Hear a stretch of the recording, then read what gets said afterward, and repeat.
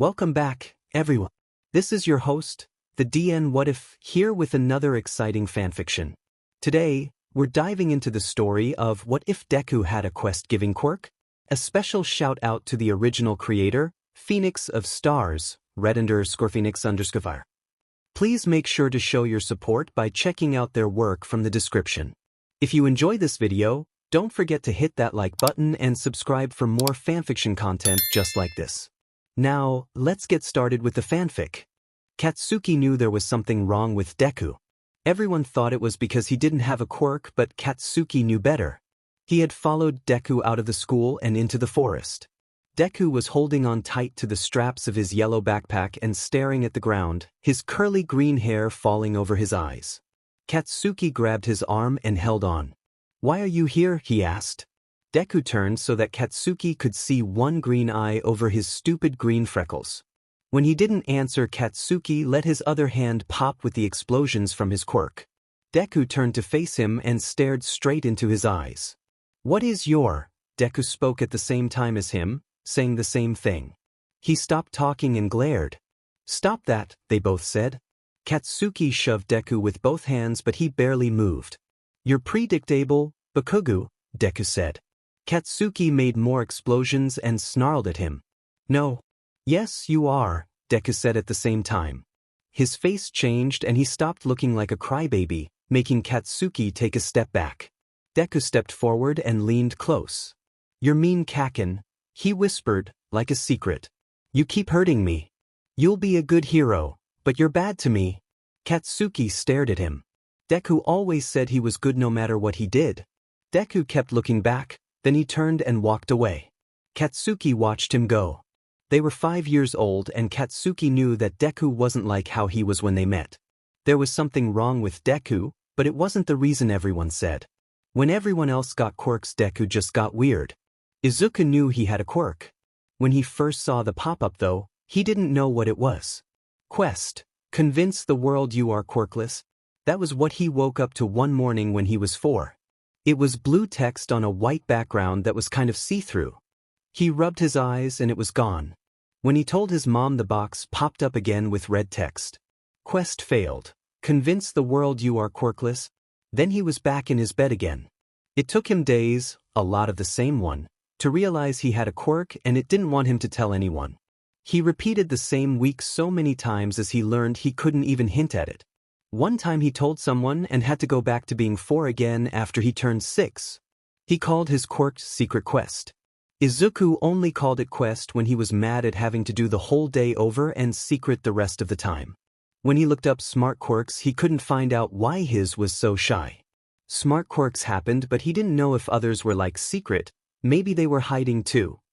Secret had him do things that didn't always make sense at the time. When he didn't do what Secret said, he got hurt, like when Kaken accidentally used a quirk on him. Sometimes, it didn't seem like an accident. Secret always protected him though.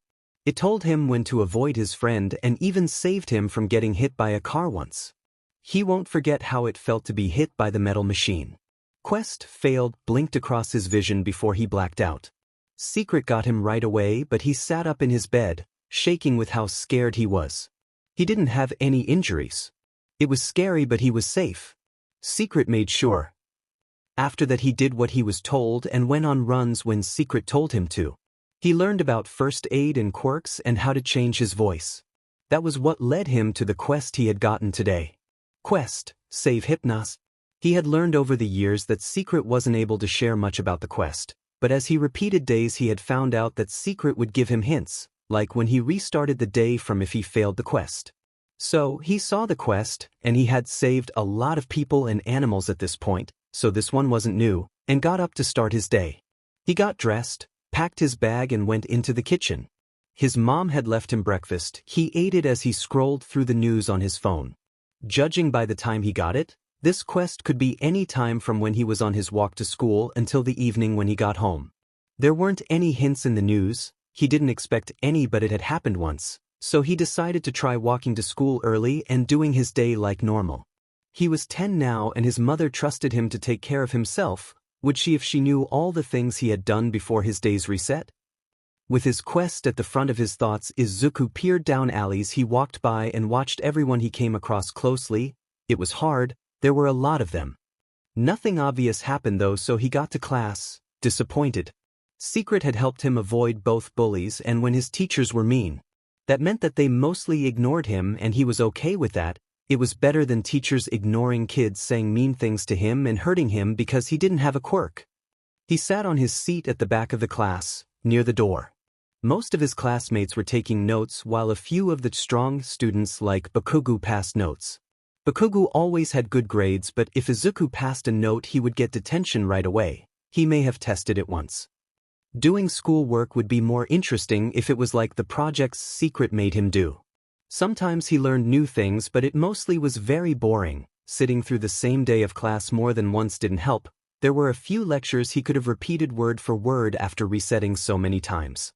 He pretended to take notes so that the teacher would pretend he wasn't there. Once the day was over he gathered up his things and quickly snuck out of the classroom. None of his classmates liked him because he didn't have a quirk and that meant he didn't want to be around them. Escaping the boring cement building, he started on his way home. He didn't rush since he didn't want to miss anything while going this way the first time. One time he always ran home and missed the kitten drowning in an alley. He had to repeat the day so many times and he felt so guilty.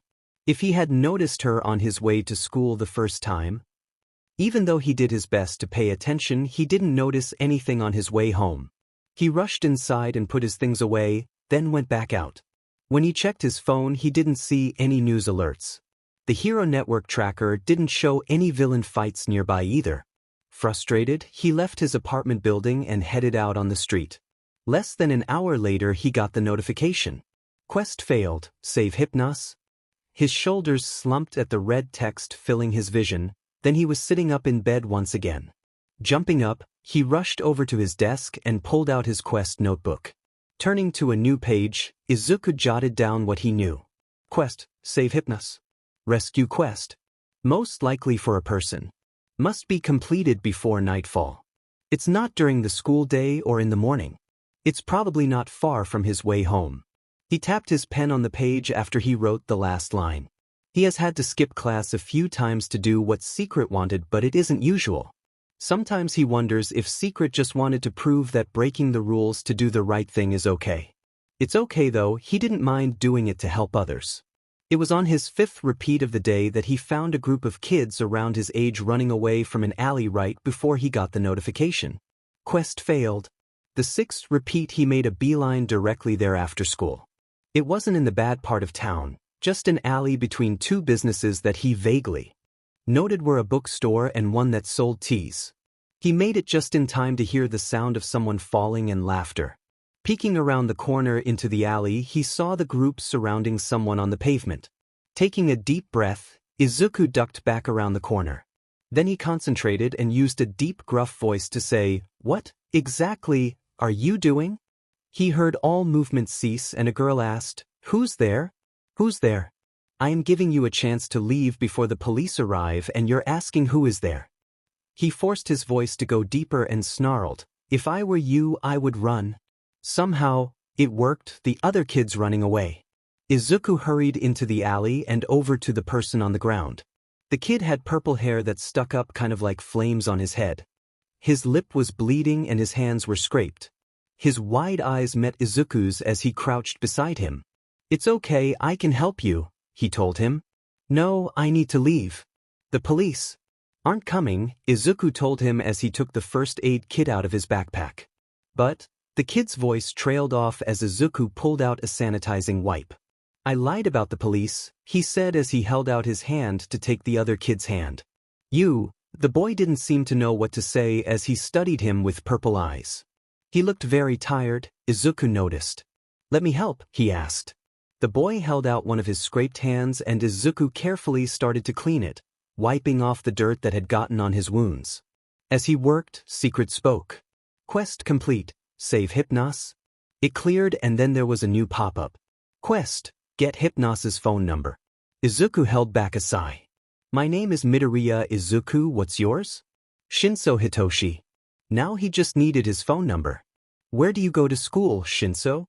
He pulled out the box of band-aids and started to cover the raw parts with the All Might-themed ones. I go to Pembroke, Shinso told him.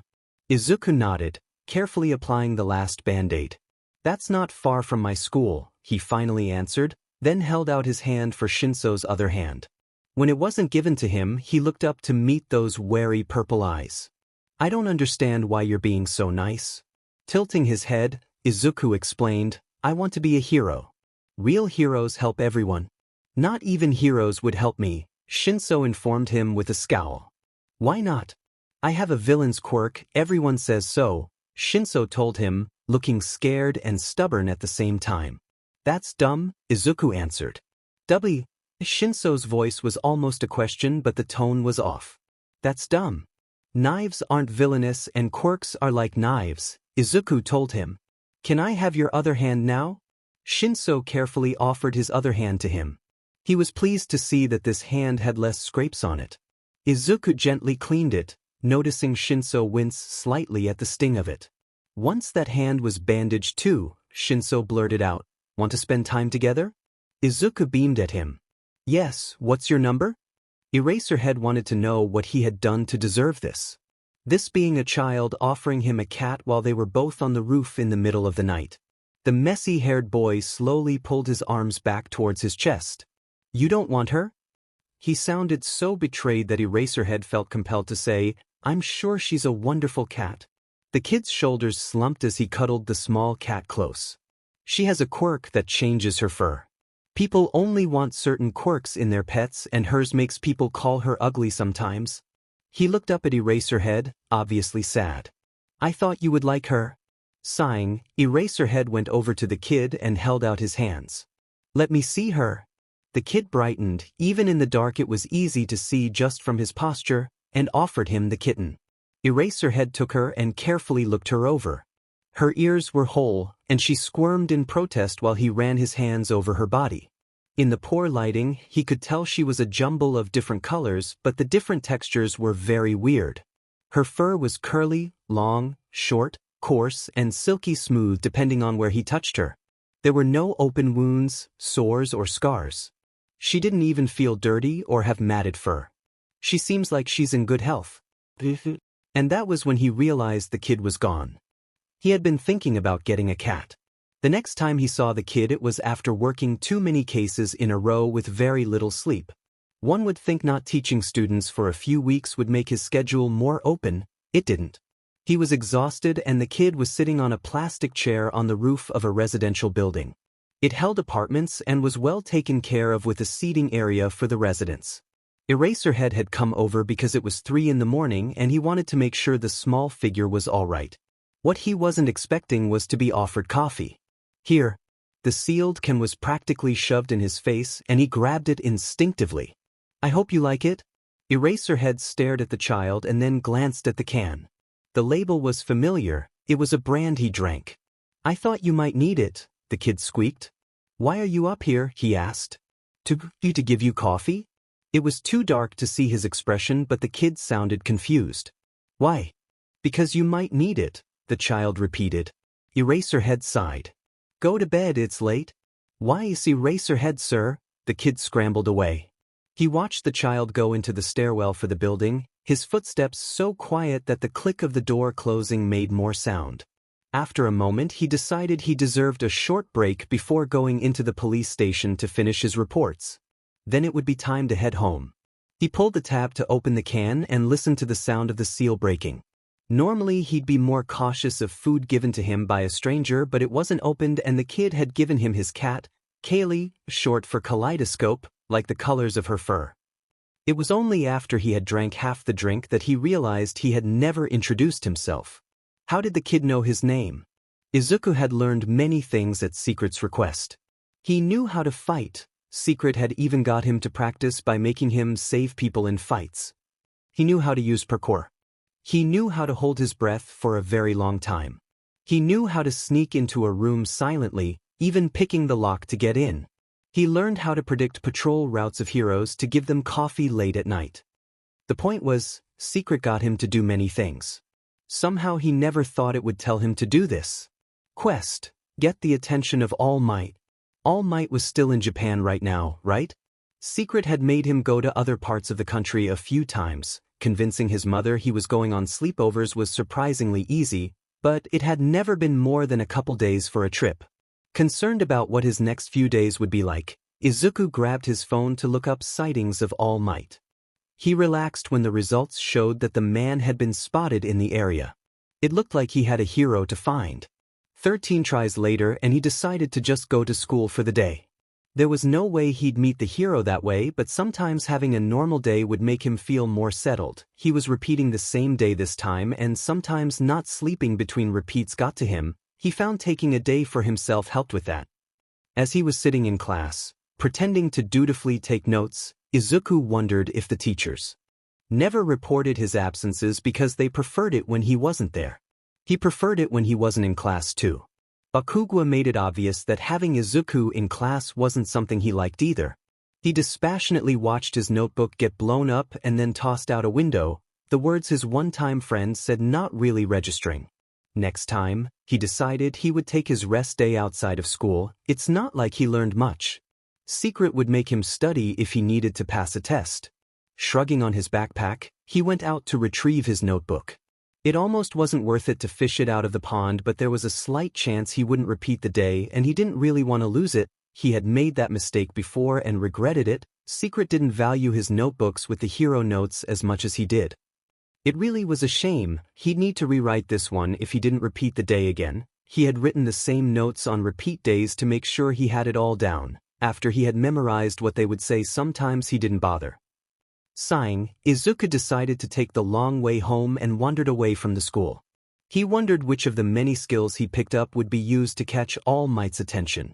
As he was daydreaming about All Might saying he would make the perfect hero, he heard a rough scraping sound which made him tense. He was currently in an underpass that didn't have any people or even buildings under it. He was alone. Pivoting around to face the potential threat, he was unprepared to be grabbed by green slime. Instinct took over and he clamped his mouth shut, holding his nose closed with one hand. The villain was saying something about making Izuku a meat suit, but he was too busy panicking to take it in. Was Secret trying to save him from dying in slime with the breathing practice he had done? He thought it was for something underwater. Just as it started to get difficult to think, an explosion sent him flying out of the slime. He did his best to roll off the momentum, but he was uncoordinated and gasping. Bracing himself on his hands and knees, he looked around to see what happened. The slime-quirked person seemed to be smeared all over the cement ground and bridge supports. Izuku wondered if that was painful before the hero in front of him registered. All Might? The huge muscular form in red and blue with the iconic blonde hair, 2 tall points above each eyebrow, couldn't be anyone but All Might. 2 bright blue eyes shone above the large smile aimed his way only completed the image. He guessed that meant he should have been going to school to find the hero after all. He slowly got to his feet, grabbing his yellow backpack from where it had landed and wondering what he should say to the hero. Oh, he was talking, listening was important. Must be going. Goodbye. Panic raced down his spine at the thought of having to repeat getting immersed in slime, so he leapt forward and grabbed onto the hero. He screamed as he clung to All Might's leg and they soared through the air. What are you doing? Let go, All Might told him. Izuku clung harder as the leg he was attached to shook. If I let go I'll die, he told the hero shrilly. Nothing Secret had him learn would save him from a fall from this height. All Might landed on the top of a building, his signature smile conspicuously absent. Young man, that was a very reckless thing to do, All Might told him as Izuku nodded furiously, shaking from fright. Now, I really must go. All Might turned to just that. Wait, it's important that I talk to you. All Might crouched and Izuku panicked. Can someone quirkless become a hero? He blurted out. Not that he really was quirkless, but he fought quirkless, like Eraserhead. He was mumbling about that thought process. Not mentioning Secret out loud was a habit at this point, but there was a lot more to it, when a cloud of steam made him cut off. As the cloud disappeared, Izuku screeched in surprise at the skinny and sick-looking man in front of him. He had blonde hair that drooped in his face, his shoulders were hunched and his blue eyes looked sunken. He had a grimace like he was in pain. The man coughed up blood. Oh my dear, What happened to All Might? Are you okay? He rocked back and forth on his feet, not sure if he should get closer or run away. I am All Might, the man said. No, Izuku said, more in surprise than disbelief. Yes. It's kind of like those people who… No, it doesn't matter. Look, kid. All Might stared at him with a piercing gaze that was somehow more creepy when he looked mostly dead. He lifted his shirt to reveal a massive scar that spanned across his ribcage and was a sore-looking red. Izuku sucked in a breath and crept forward as All Might kept talking. This is from a villain. Without a quirk, I would not have survived. Now I only have a few hours a day where I can use it. I don't know how anyone without a quirk can do this job. He started frowning as All Might continued, you need to be more realistic. You could be a cop or a firefighter. It's not as glorified, but they do important jobs. That's when he realized that All Might was already walking away. Izuku let him go and turned to stare out at the city. He wondered if All Might remembered he had just been suffocated by a villain, then possibly had his dreams crushed in a bigoted society before being left on a roof. He wondered what protocol for rescuing a civilian who was drowning was, and concluded that being on a high roof after almost dying probably didn't meet those standards. Other than the strength, All Might was kind of disappointing. After waiting long enough for the man to have gone, Izuku made his way down the stairs and out of the building. He wasn't sure what secret wanted him to do with All Might, but that probably wasn't it. Resigned to repeating the day again, Izuku wandered into the city. Explosions caught his attention, and a crowd drew him over. It was probably a villain fight. Watching one instead of being a victim of it may help his mood. The explosions sounded familiar, which drew him even closer. He caught sight of heroes standing off to one side, police holding back the crowds as Backdraft put out fires that were eating at buildings. Fires that were being spread by a person he recognized. Bakugo. As soon as he registered the boy caught inside slime, Izuku was running. He dug into his backpack and grabbed his Hawks-themed pencil case. Thanking Secret for all the practice throwing, Izuku aimed and threw it at one of the villain's eyes. The villain shrieked as Izuku grabbed one of Bakugo's hands and pulled. The other teen gasped for breath while Izuku waved his backpack around with his free hand. He almost hit Bakugo, who scowled at him. A large tentacle raced towards his face. Izuku braced himself but heard a loud yell of, Detroit Smash. All Might's voice and the boom of wind from his punch knocked Izuku off his feet. Before he could smack into the ground, again, an arm caught him and placed him off to one side. He idly noted the weather had changed during that punch and wondered if the villain made of slime was raining down on them. Could he reform from that? His distraction was interrupted by the heroes congratulating Bakugo for being brave while scolding Izuku himself for being reckless. Pasting a contrite look on his face, Izuku tuned them out and began plotting what to do when he repeated the day. Was there some way he could beat the slime guy before All Might got there? When the heroes lost interest in him, Izuku walked away.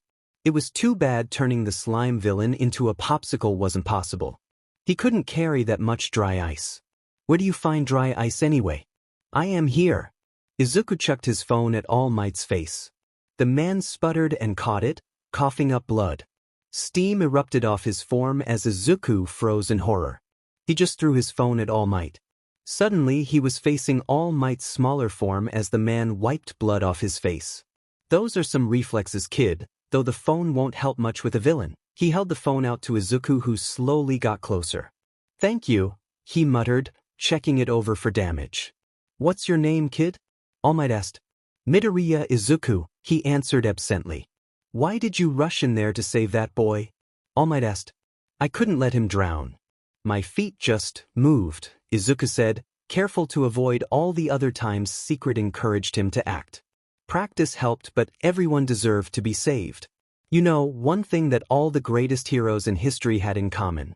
When faced with a bad situation, their feet just moved, All Might informed him grandly. Young Midoriya, you too can become a hero. He froze in shock. Not from All Might's declaration. Quest complete. Get the attention of All Might. This was followed by another pop-up he never thought he would see. Quest complete. Convince the world you are quirkless. Now, I must share with you a secret, All Might said, the last word instantly making Izuku's attention snap to him. The tall man shuffled close. You see, my quirk is unique, even in this society with so many diverse quirks. My quirk was given to me by my mentor, passed down to her from her mentor. I have chosen you to be my successor. Izuku stared at him. Will you accept my quirk, young Midoriya? At that moment, Secret spoke up. Quest. Acquire the quirk one for all. A smile broke across his face as giddy disbelief rushed through him. All Might's quirk. Tears dripped down his face as he nodded frantically. Yes. When he was first faced with the American Dream plan that All Might presented to him for training, he was reluctant but enthusiastic to try it. As he examined the beach for a good place to start, Secret made its opinion known. Quest. Convince All Might that his training plan is bad. Izuku decided that if he accomplished getting All Might's quirk without saying anything, that Secret might let him get away with not doing it. After having gotten injured repeatedly, some of which Secret let him suffer to the point of getting through the first days of his hospital stay before making him repeat the months of training he'd already done again, his body didn't retain muscle gained from past repeats. His injuries were gone, but so was his muscle tone. Izuku wondered if All Might realized what he was asking when he gave him this plan. He had been hit by falling garbage. He had cut open his hands. He had found more illegally, dumped garbage which quirks had been used on that had covered him with caustic chemicals. He had strained muscles, badly moving things too heavy for him, which had made him unable to move the next day. He had researched what a good training plan actually looked like after breaking his wrist in numerous places before Secret had taken pity on him and sent him back to the first day. His first day on this beach, which was a health hazard hellscape, and was so unregulated that being injured while moving things to build strength was a guarantee. He took a deep breath and planted his hands on his hips. Let's get started. All Might boomed, unaware that the boy who had been so excited less than a minute ago had been replaced with someone completely done. No, Izuku said firmly, causing the hero to trip over his own feet and blood to dribble down his face. No? My boy. Did you know if you try to lift something too heavy, you can pull muscles and even dislocate joints? Izuku asked, and he turned to face the hero slowly. All Might looked confused.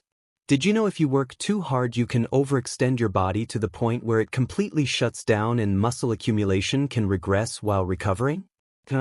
Did you realize that since this, he waved at the beach in front of them, is an illegal dumping site, that it could contain hazards that could potentially put someone in the hospital if they were touched while not wearing the right equipment?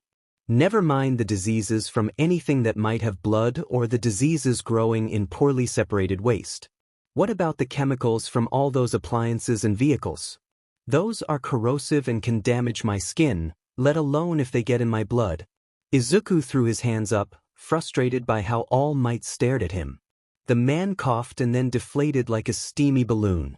I guess we can do something else to train your body up. He scratched the back of his neck.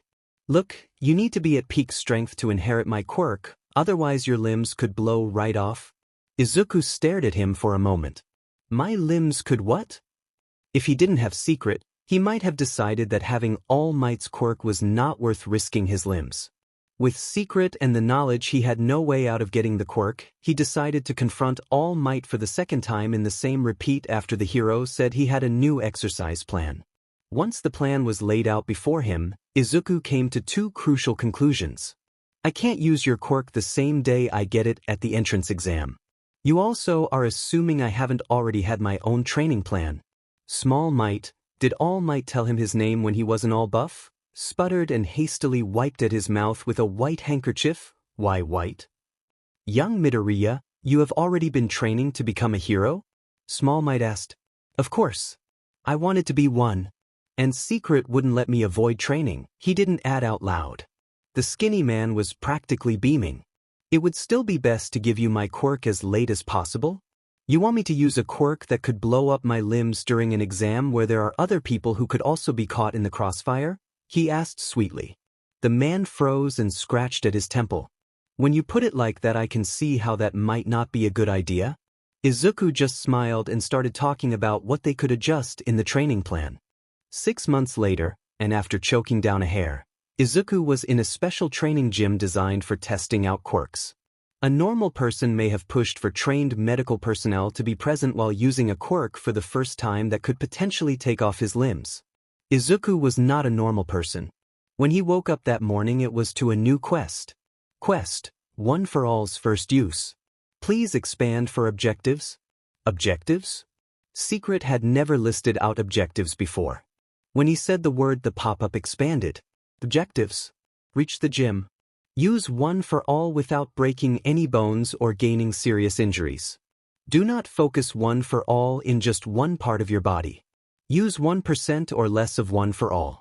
Destroy 5 targets with One for All without destroying a wall.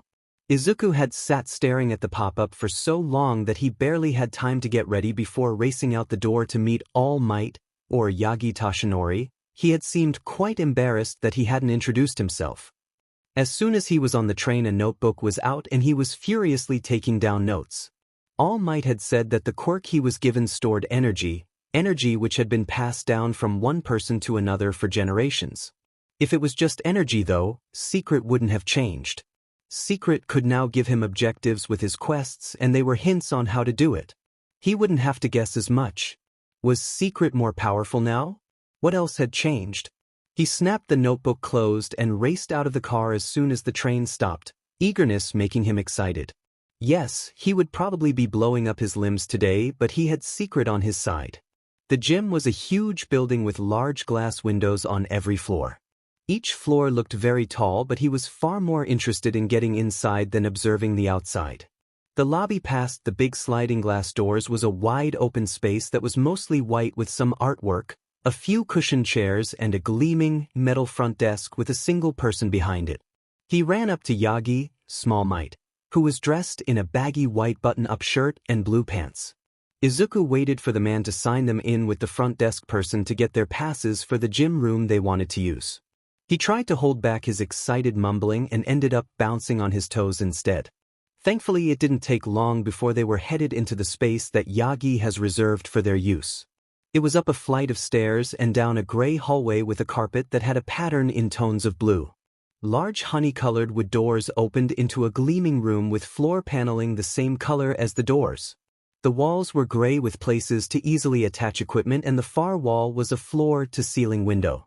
There was a door that Izuku assumed led to the spare equipment room. If he didn't have Secret, he may have insisted that medical personnel be present while he practiced with a quirk that could seriously injure him, but he had something better. As he stepped into the gym room, Secret proved how attentive it was. Object completed. Reach the gym. This is so exciting. What else can Secret do with One for All? One for All doesn't just act like a strength. Young Midoriya? What is Secret? Izuku froze, not even breathing. He didn't want to start over from 4 years old again. Knowing he would get One for All would help, but 10 years? Young Midoriya? All Might called, grabbing Izuku's attention with a hand on his shoulder. Izuku instinctively flinched and snapped his head around to stare up at Yagi with wide eyes. I'm still here, he murmured. Yagi moved to stand in front of him. You are. Is everything all right? It took a moment, but then Izuku realized he no longer had to lie about his quirk. The quest was complete. Secret is my quirk, secret quest, Izuku replied slowly, part of him not really believing he said it. Yagi's brows scrunched together. I thought you were quirkless? Izuku shook his head. No one knows about Secret, that's why I named it that. That isn't safe. We register quirks so that healthcare professionals can help take care of you, Yagi answered. There was a moment of silence where Izuku stared at Yagi, well aware he hadn't registered One for All and what it could do anywhere. Yagi looked embarrassed and dropped his hand from Izuku's shoulder to scratch at his cheek while straightening up. Yes, that was hypocritical of me. He laughed nervously. What can Secret do? Izuku's fingers flexed as he thought about how to explain his quirk. He had thought about how to do it over the years, but he had never actually done so. Secret Quest is a quirk that assigns quests to its user that must be completed, or the user is forced to repeat the time frame from when the quest is assigned to when the quest was failed. When a repeat happens, the user is reset to the state they were in before the repeat started, he explained slowly. Your quirk lets you go back in time? Yagi asked, sounding amazed. Izuku shook his head. It usually isn't a long time frame, and it's only when I need to change what I've done to get something right. Sometimes it's because I got injured. He unconsciously started rubbing the wrist he had broken. Yagi looked disturbed. So, when you were talking about what could happen on the beach? But secret changed today, Izuku said loudly, refusing to answer that. It used to just give me a quest where what I was supposed to do was hinted at by what it was called. He started to get excited. Now I have objectives. He dug his notebook and pen out of his bag. The objectives are so much more information, and secret even tells me when I complete them. Now it won't take me as long to get a quest right the first time. How many times have you repeated a single quest? Yagi still sounded disturbed. Shrugging, Izuku answered, I think it was 43 times, but I'm not sure. There's no way to keep count when everything gets reset with you. He was also too young to count them all when he first was learning about secret, but he didn't think about that. Not noticing the silence from his mentor, Izuku continued, excited, secret has changed because of One for All. One for All doesn't just store energy like you thought. Or maybe... Izuku paused and then started writing furiously. Maybe? Yagi sounded hesitant, but Izuku barely noticed. There was a theory about how quirks are evolving to be stronger with each generation, how passing them on keeps giving them strength. What if passing from person to person made it evolve? If it isn't energy it's storing, what if it's something to do with the quirks it touches themselves? Izuku was beaming with excitement. Yagi coughed, drawing his attention. That's a fine theory, my boy, but we should focus on using One for All right now. Unless your quirk told you we shouldn't? Reluctantly putting his notebook away, Izuku shook his head. Secret probably wouldn't do that. It wanted One for All. It did? Izuku squinted at his mentor. He had a strange look on his face. Deciding it wasn't important, Izuku put his hands on his hips and took a deep breath. So, how do I use it? Yagi puffed up to his buff form and grinned. That's easy.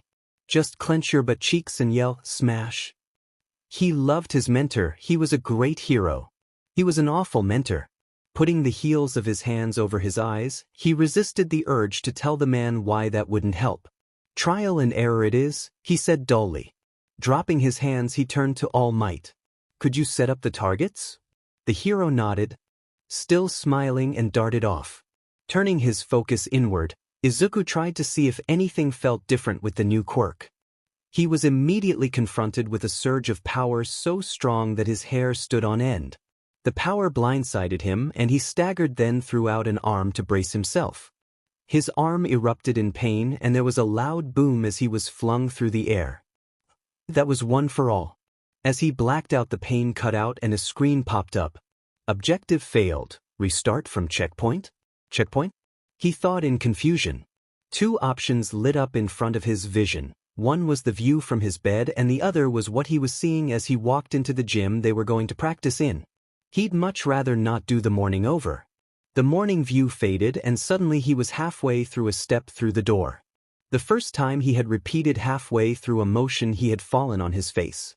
This time he stumbled slightly and said in awe, One for All changed how secret works. Young Midoriya? What is secret? Yagi asked. Izuku turned to look at Yagi and regretted speaking. Repeating the same conversation multiple times was such a hassle. Maybe he'd keep his mouth shut next time and not tell him about secret until after he finished destroying his bones.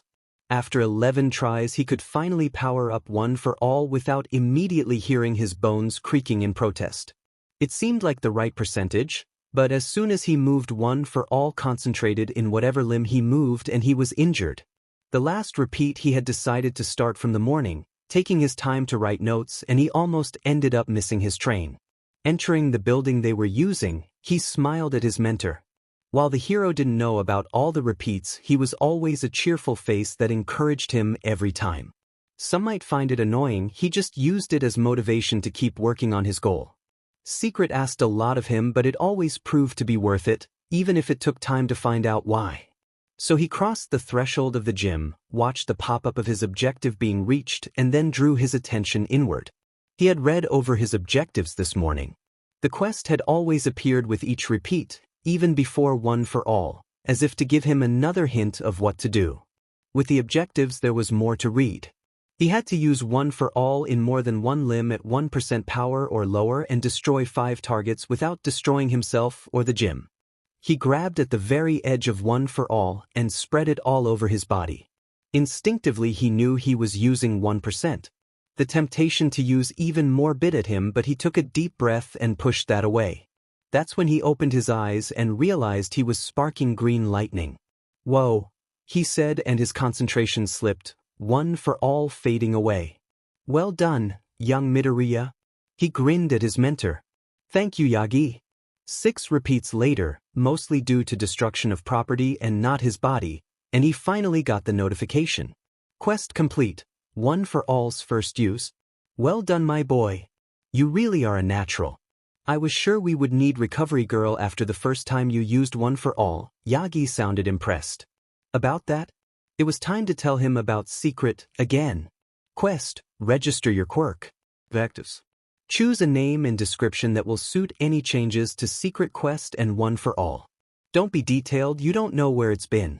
It must be registered before the UA exam. Bonus, celebrate your registration with Eraserhead. Deadline, 3 months 13 days remaining. The deadline was definitely new, but the real incentive that Izuku had to finish it quickly was the idea of spending time with the pro hero. Excitement was almost enough to drown out his worry about the second part of the objectives.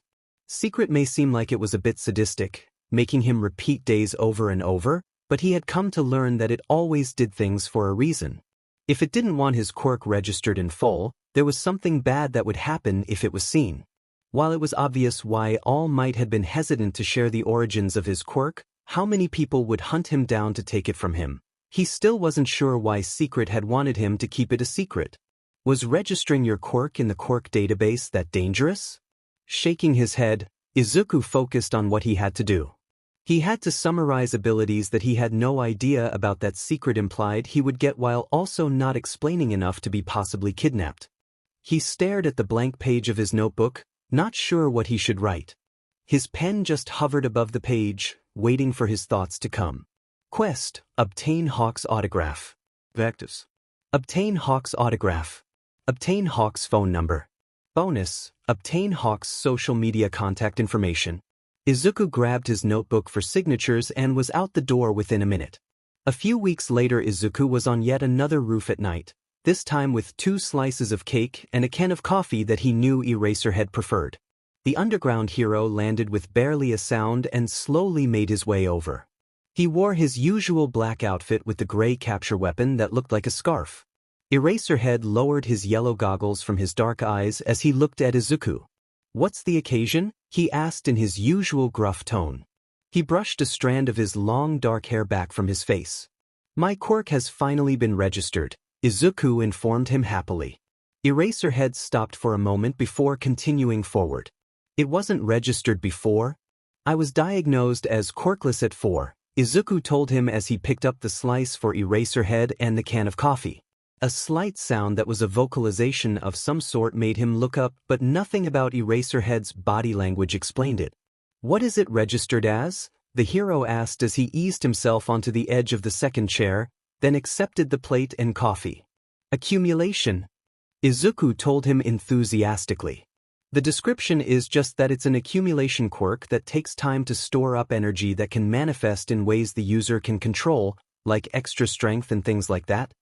He waved a hand and hesitated. "It's an enhancement quirk?" Eraserhead asked.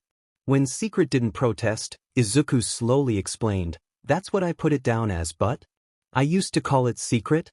Secret, short for Secret Quest. It gives me goals that I have to do, which help me and stop bad things from happening, but..." Izuku poked his cake with a fork. "It evolved recently, I guess. Maybe it was because I completed so many quests," he lied quietly. "But now I can use my quirk to be strong and it's kind of scary," he admitted. "What kind of bad things does it stop?" Eraserhead asked. "It stopped me from being hit by a car," he told the hero, "and I've saved people." Eraserhead took a bite of cake and Izuku followed his example. It wasn't fancy cake or anything, but it was chocolate with chocolate frosting. "Just because your quirk tells you to save someone doesn't mean you have to," Eraserhead told him. Rather than contradict him, Izuku said, "I want to though." Eraserhead set down his plate and took out his phone. "What's your number, kid?" He paused and then slowly gave the hero his number. A few moments later he jumped as his phone buzzed with a notification. "If you need help, it's important to reach out. You have my number, don't forget to use it," the hero told him as he stood up. And that was how he got another Pro Hero's number. Objective complete. Bonus: celebrate your registration with Eraserhead. One thing Secret seemed adamant about was being social. It would have made more sense if it made him be social with his classmates or even people from the same school. Since neither of these things were true, he ended up getting an instant messaging platform called Controlled Chaos, which was ironically aimed at people who played a lot of video games. Ironically, because he used it more than any other social media platform and he rarely played video games. Izuku found that if he made habits of doing things Secret told him to do, he didn't get as many pop-ups. Now that Secret could give him so many quests at once, his limit before was 2 and one was to never tell others about his quirk, it was far easier to do the things Secret would make him do anyway instead of trying to write all down. Repeating a day because he didn't talk to Hitoshi like he was told to was not fun. He was speaking to his friends when the lizard quirked person he had helped a while ago messaged him. The name he had been given for the other was Spinner. The older teen had actually reached out to him first about his quirk on a discussion board they both were on. It was about the utilization of quirks, and Secret had encouraged him to continue speaking to him. When Spinner asked him to join a group to help them with strategy for a game about people using quirks to survive after an apocalypse, he had been reluctant but eventually gave in. Immediately after joining, he was surprised by Secret speaking up. Quest: friendship can be magical. Vectors. Befriend user Heroes. Don't let the user know you are a hero fan. Bonus: say something memorable when first speaking in the group. Bonus: befriend user before the entrance exam. Maybe he could do the first bonus. Not talking about heroes he loved might be hard, but he had done it before.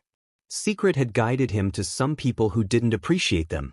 Well, time to try making friends.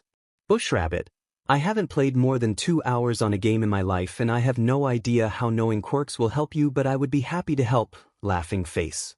Later, he would regret that what he had said was so long. Objective complete. Bonus: say something memorable when first speaking in the group. Now, he was too busy reading all the replies to really think about it. Heroes: how can a noob help us with strats? I say we kick them. Spinner: he's the one that helped me with the strats for beating the last boss. If I had talked to him earlier, I wouldn't have had to waste all those coins respecing. Bushrabbit: oh, is that why you wanted to know how to beat a lightning quirk user with an OP build? It was fun to come up with combat strategies. I had thoughts on how else you could do it. Bushrabbit: have you considered trying? 3 hours later he got a direct message from Heroes, which surprised him. Heroes: you may be a noob at games but you know quirks. What do you think of heroes? Izuku stared at the message for a moment, unsure how to answer with the objectives Secret had given him. He thought of Eraserhead, then he thought about All Might.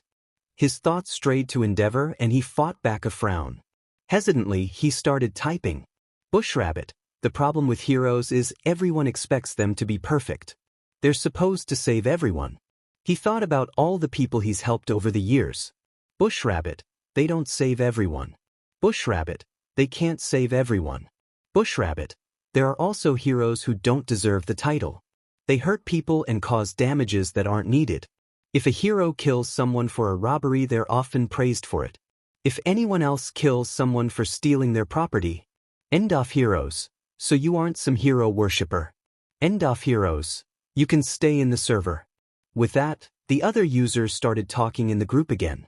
The rattle of keys made Izuku look down at his hands in surprise. They were shaking with nerves. Deciding he needed a break, he got up from his laptop to get a snack. Quest: train for the exam. Vectors: practice not blowing up your limbs with One for All. Invite Hypnos to training and have him attend. Help Hypnos to not be reliant on his quirk. Bonus: invite other students to train with you. Bonus: have Hypnos attend training with you and at least one other student. Izuku tapped a pen on his notebook as he thought about the quest he had been given. Training by himself was easy enough to do, but he had never asked Hitoshi if he trained. The pen stopped moving. He had to be training, right?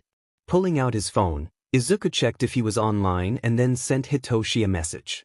Bush Rabbit, want to train with me for the entrance exams? Cat Lover for sure. When and where? Izuku sent Yagi a text message about bringing a friend to training today and received a thumbs up emoji. Bush Rabbit, today at 1? He sent Hitoshi the address. There was a pause and Izuku assumed his friend was looking it up. Cat Lover 4. I can meet you there. How did you get permission to go there? Isn't it a gym for heroes? Izuku paused as he realized that Hitoshi was right. It probably was strange that he was going to that gym specifically. Still, until he had more control of his quirk, he needed to focus on One for All's power. It would be nice to have someone around he could spar and lift weights with, without One for All. Bush Rabbit, I'll explain when we get there. Cat Lover 4. Thiget.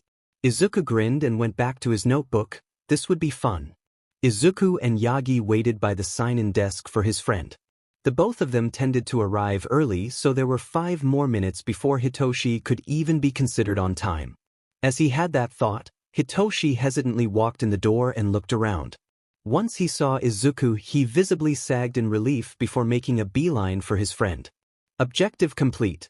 Invite Hypnos to training and have him attend. Yagi, this is Shinso Hitoshi. Hitoshi, this is Yagi Tashinori. Izuku introduced as Yagi finished signing them in now that the other boy was present. Yagi handed the tablet back to the receptionist at the desk and then offered his hand to Hitoshi. It's good to meet you, young Shinso. Hitoshi carefully took his hand and shook it once before quickly shoving his hand back in his hoodie pocket. You too, he murmured. Hitoshi was wearing a light purple sweater and gray sweatpants with dark purple sneakers. He had a dark blue backpack slung over one shoulder. Come. I have reserved a gym for our use. Yagi spun and ambled away, with Izuku dutifully following behind. Hitoshi tugged on Izuku's sleeve, drawing his attention. The way his eyes darted between Izuku and Yagi was obviously a question. I'll explain when we're in there. Hitoshi nodded. Once they entered the gym, Yagi shuffled off to get the targets and Izuku turned to his friend. Yagi has been mentoring me to help me become a hero, Izuku explained. He's a hero then, Hitoshi asked without asking. His friend tended to do that while they were in public or when they were near people he didn't trust, which was most people honestly, but Izuku couldn't blame him. Shaking his head, Izuku answered, Yagi is All Might's secretary. Hitoshi's eyes widened in shock and Izuku laughed. Yeah. He's been helping me with my quirk. I thought we could practice sparring and using yours too.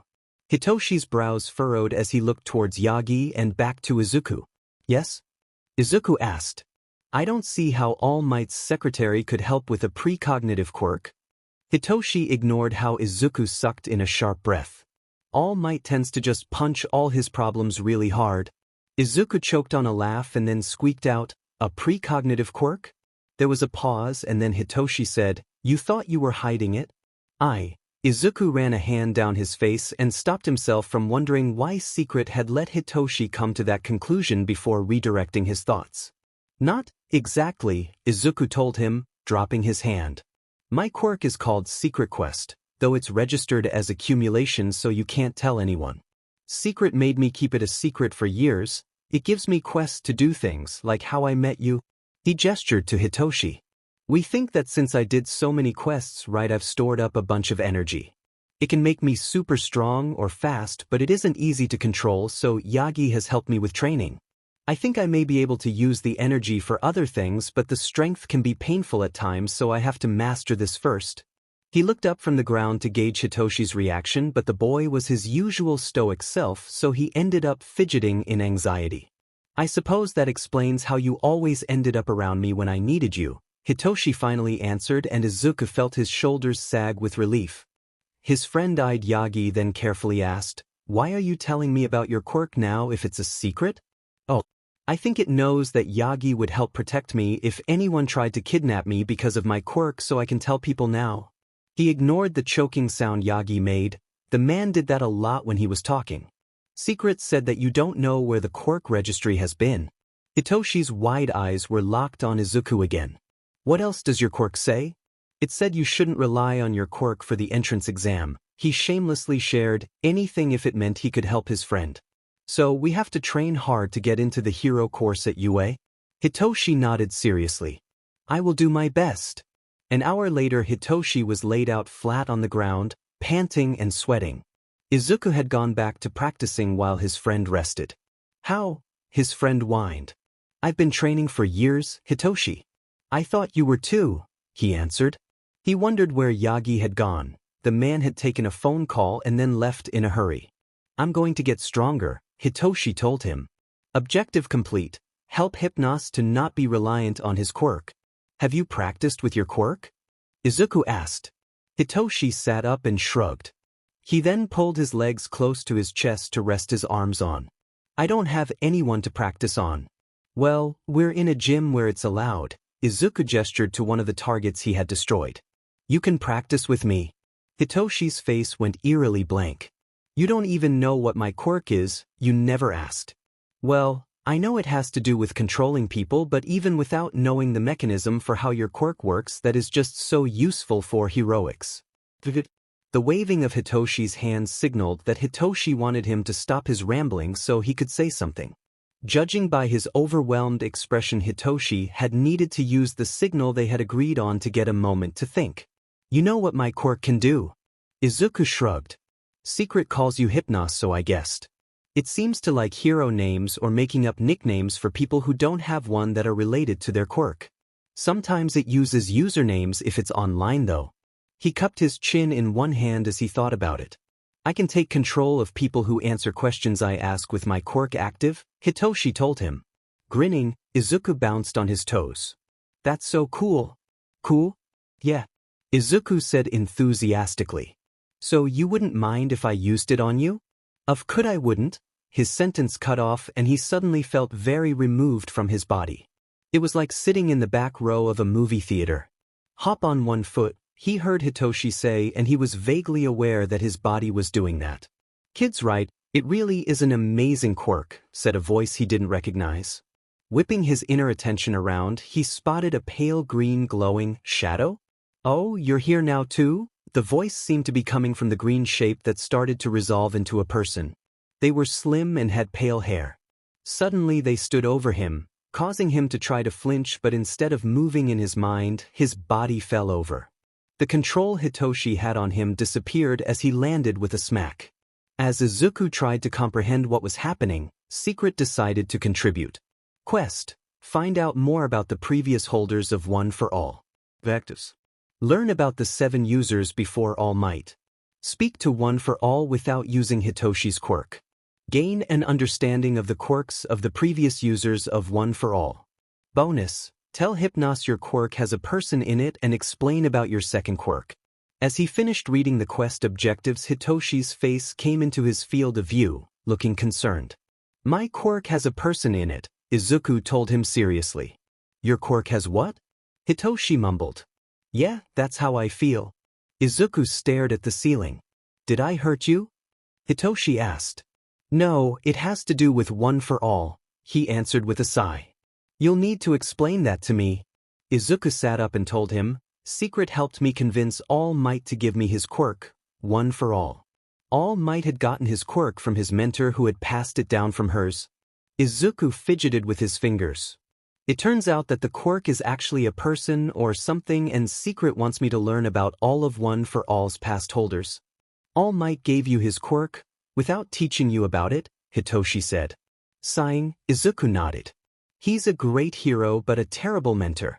If you hadn't been so nice to me all along, I don't think I would believe you, he observed. That All Might is a bad mentor?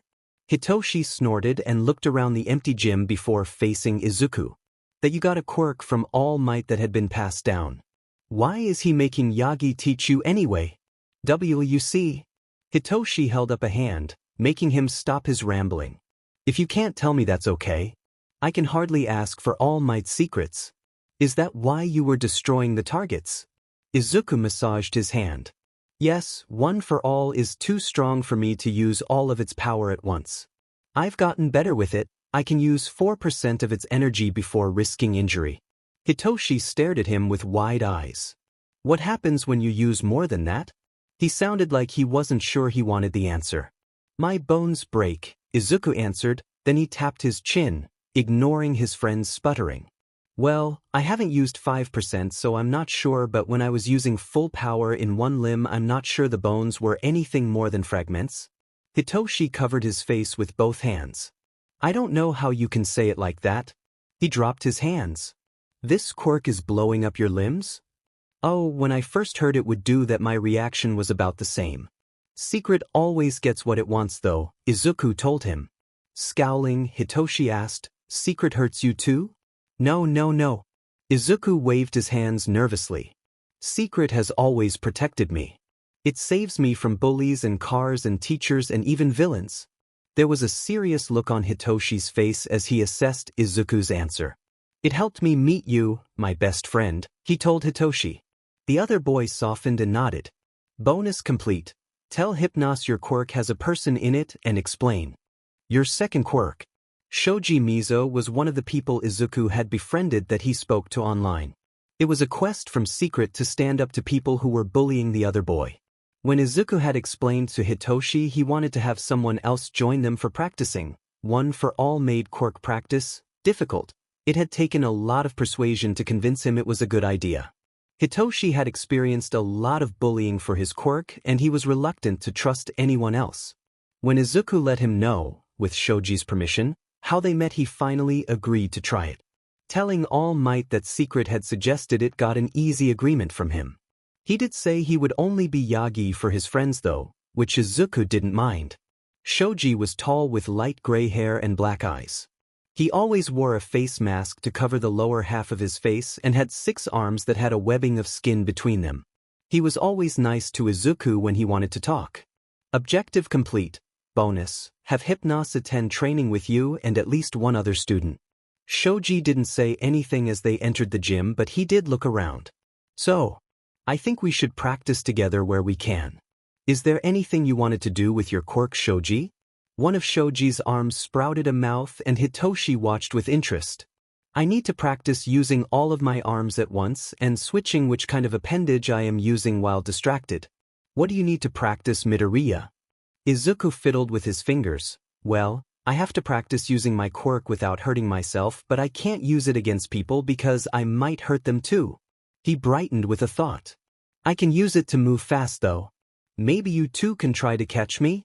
So we'll be playing tag with you, Hitoshi said. Laughing, Izuku answered, I guess so.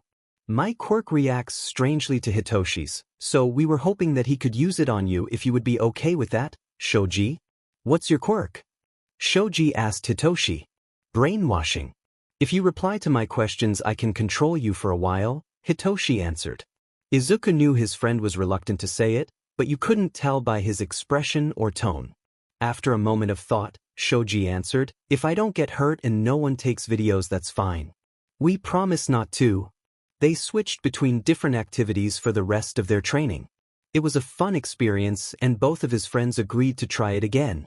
They decided to do more training together after that and Izuku was happy to take advantage of the gym space All Might had gotten for him. Yagi was always there to help them sign in, but he rarely stayed for the full training sessions they did. His input did help them focus on areas for improvement though. That's what led them here, meeting in front of the gates of UA. The front gates were in a tall cement wall with glass set in heavy metal at the top. The dark blue arch had UA in the center with its doors retracted so that a crowd of students could trickle through. The UA main campus buildings were so tall that they could see the gleaming glass windows of the 2 front towers even so close to its walls with another building visible behind them. Ready for the entrance exam? Izuku asked, staring up at the big building they had been instructed to go to.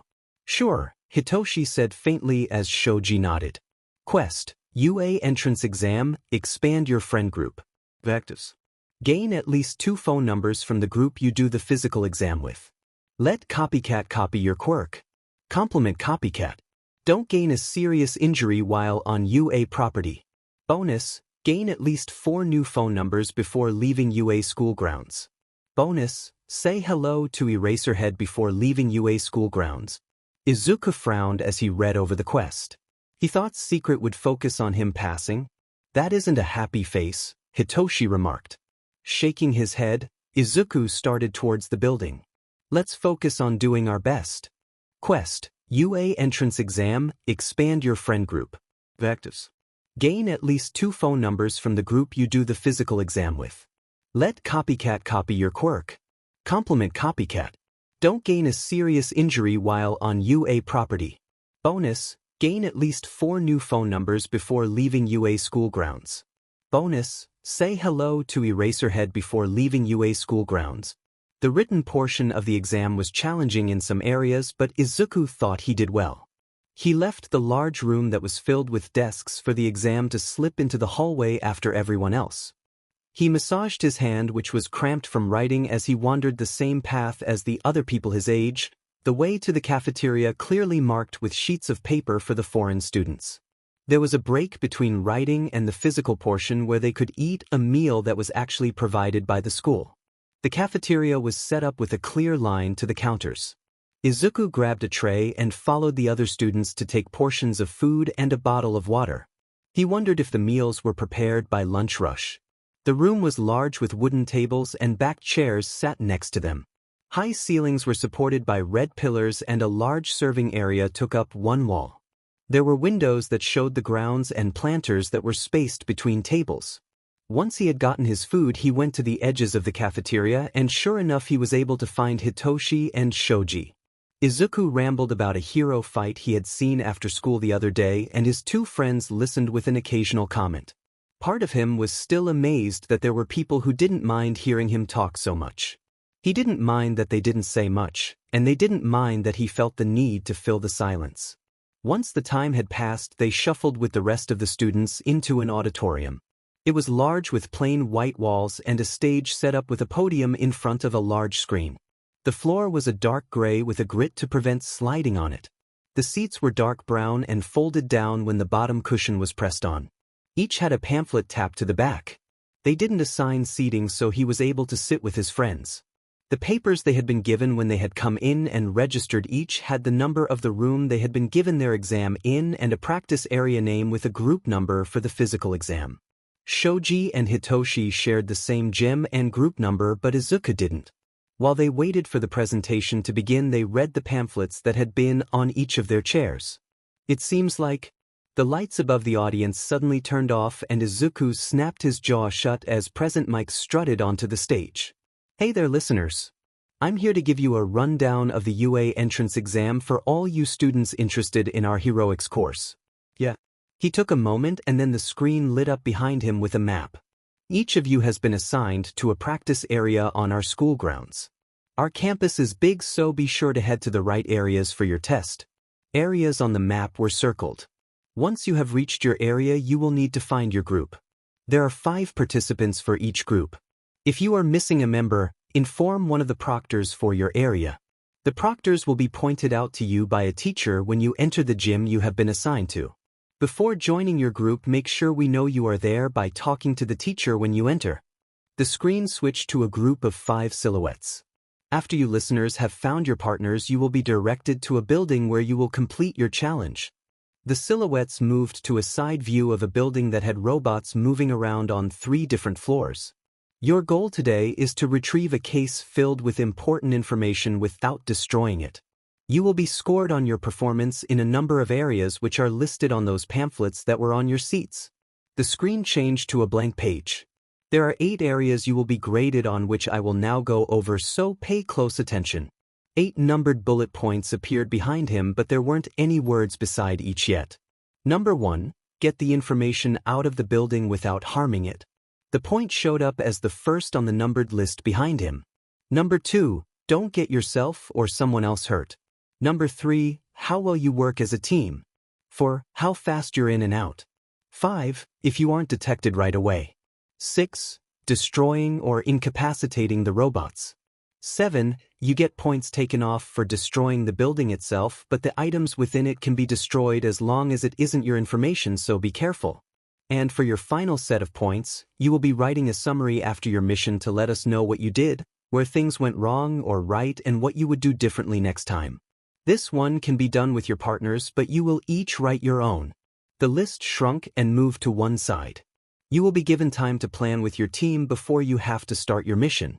Use it wisely. A 10-minute timer appeared on the screen. The mission itself will be timed as well. A 45-minute timer appeared. And then you will be given time for your mission report. This timer was for 20 minutes. You can leave at any time after you finish your mission, but if you don't write anything at all, you lose out on all those points. You may also ask for support equipment to aid you with your mission. Depending on your request, we may supply it for you. The lights above the audience grew to half light as President Mike said, and now we have time for a few questions before we get you to your exam sites. Immediately after he finished speaking, a hand shot up. What have you got for us, listener? President Mike pointed at the raised hand. The student stood up. He was tall with dark blue hair. I find your point system very inefficient. It is unbefitting of a school with such high standards as UA not to tell us how we will be graded for each part. His hand chopped up and down to emphasize his point. Also, he turned to the crowd, his glasses glinting in the light. It is very rude to speak when someone is asking a question. The presentation has not been completed. The murmuring that had started up while he was speaking stuttered to a stop and Hitoshi snickered. Thank you for your observations, listener. Unfortunately, our grading system will not be presented for this exam, but we appreciate the feedback. President Mike replied cheerfully. There were a few other questions, but Izuku was too focused on his thoughts to pay close attention. It was difficult to hold in his muttering, but he wasn't about to be called out by anyone who agreed with the robotic boy. Once they were dismissed, there was an explosion of sound from talking and movement. He reluctantly parted with his friends to find the group he had been assigned to. They were lucky to be working together.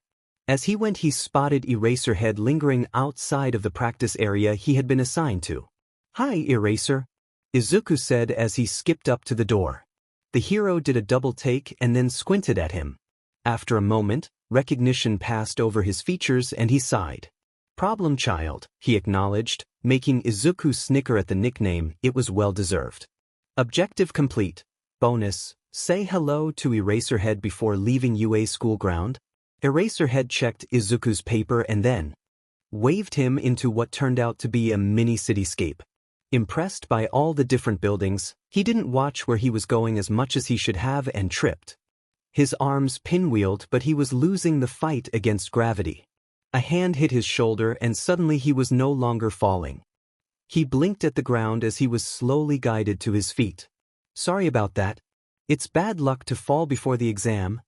He turned his head to see a pink-cheeked girl with short brown hair touch her fingertips together. Release. Gravity returned and Izuku stumbled slightly. Was that your quirk? That was amazing. It has so many applications. The girl blushed and rubbed the back of her neck. Thank you. I was wondering if you were a part of my group. She shoved her registration paper at him and he checked. Oh, yes, it looks like I am. He smiled at her. Right. Let's find the rest of our group. Her face became very determined and she grabbed his arm to drag him over to other students. He was too surprised to protest and let her take him from person to person. It turned out the robotic student was one of the people in their group too. I am Ida Tenya. What are your names? Uraraka Ochaku. And this is, actually, I don't think I got your name. Uraraka blushed and looked at Izuku. Midoriya Izuku, he said softly, starting to feel intimidated. Good to meet you both. I know who our other group members are. Follow me, he said. Then turned abruptly to march towards two people who were standing together. One was a girl who had light gray hair which fell over one of her eyes. Her elbows were tucked against her sides with her hands held limply. The boy next to her had short blonde hair and blue eyes. Their names were Yanagi Reiko and Minoma Nito. Once they were grouped together, their proctor, Ectoplasm, came over to check in with them. After he had seen each of their papers, he collected them and said, "The timer we will be using for your exam is visible in a few different locations." He pointed to where the red digital numbers were placed high along the ceiling of the gym. There will also be clocks displaying the timer within your building, which I will lead you to now. He started walking and Izuku's team quickly followed. To complete the mission, you must successfully and safely exit the building with your assigned information. Not all of your teammates need to be out to win, but at least one must be outside of the premises with the information in hand, he explained. Do not enter the building before the mission timer starts or you will be disqualified, he told them sternly as he turned to face them. All 5 of them nodded in understanding. You will be given material for writing your reports for your mission after you have successfully completed it or the timer has ended. I will be here to assist you should you need it. This includes any injuries that need medical intervention. You are being monitored, so we will intervene if the exam becomes dangerous to you, but this will mean that your exam has ended, so do not endanger yourself. This is an exam, not an emergency situation, Ectoplasm informed them firmly. After they agreed, he pointed to the 3-story building they were next to. This is where your mission will take place. Feel free to look at the outside. He pulled out what turned out to be blueprints. This will give you an idea of what you are walking into. Monoma took the blueprints and started unfolding them. Any questions? Izuku was leaning into Monoma's space to examine the blueprints. We will let you know if we need assistance. Ida answered for them. Ectoplasm said something about where he could be found, but Izuku had already tuned him out. He was tracing a finger along the blueprints, muttering about room placement and tactical robot placement.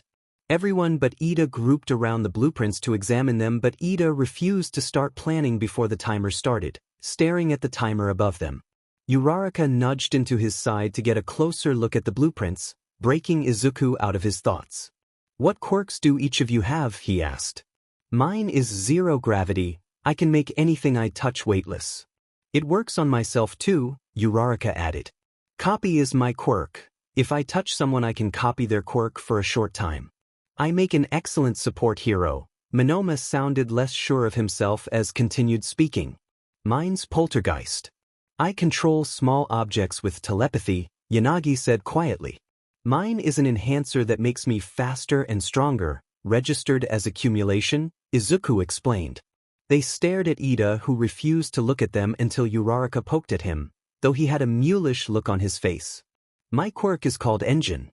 It gives me speed but may not be of much use in such an enclosed space, Ida said while adjusting his glasses. There are 3 different levels to the building and 5 of us. I think we should split up, Izuku said as he traced a finger along the levels. It's UA, so the stairwells in there have to be guarded. Monoma didn't exactly argue, but it wasn't an agreement either. We won't use the stairwells, Izuku replied. Uraraka, you can make people and yourself float, right? Why yes, she scratched at her cheek, embarrassed. But I tend to feel sick when I float myself. That's okay, you'll have a partner with you for when you recover. Monoma can copy your quirk and take another level while one other sneaks in from the ground floor. That way we can search all the floors at once. But if we do that, we won't have any way to communicate, which might be a problem, and we can request communicators from our proctor, Monoma suggested and then nodded. That's a good idea. Maybe I should ask for anti-nausea medication. For both of us, Uraraka added. You should copy my quirk before you go, Izuku suggested, holding his hand out to Monoma. Secret thought it was a good idea, and Izuku suspected Monoma would only get his original quirk. While he was wary of anyone else knowing about Secret, he trusted his quirk. Monoma eyed him for a moment. I can't copy accumulation quirks. Izuku shrugged. Then it won't hurt to try it? Still wary, the boy touched his hand. Between 1 second and the next, Monoma's body language and expression looked completely different. Monoma grabbed his hand and pulled him close to hiss in his ear.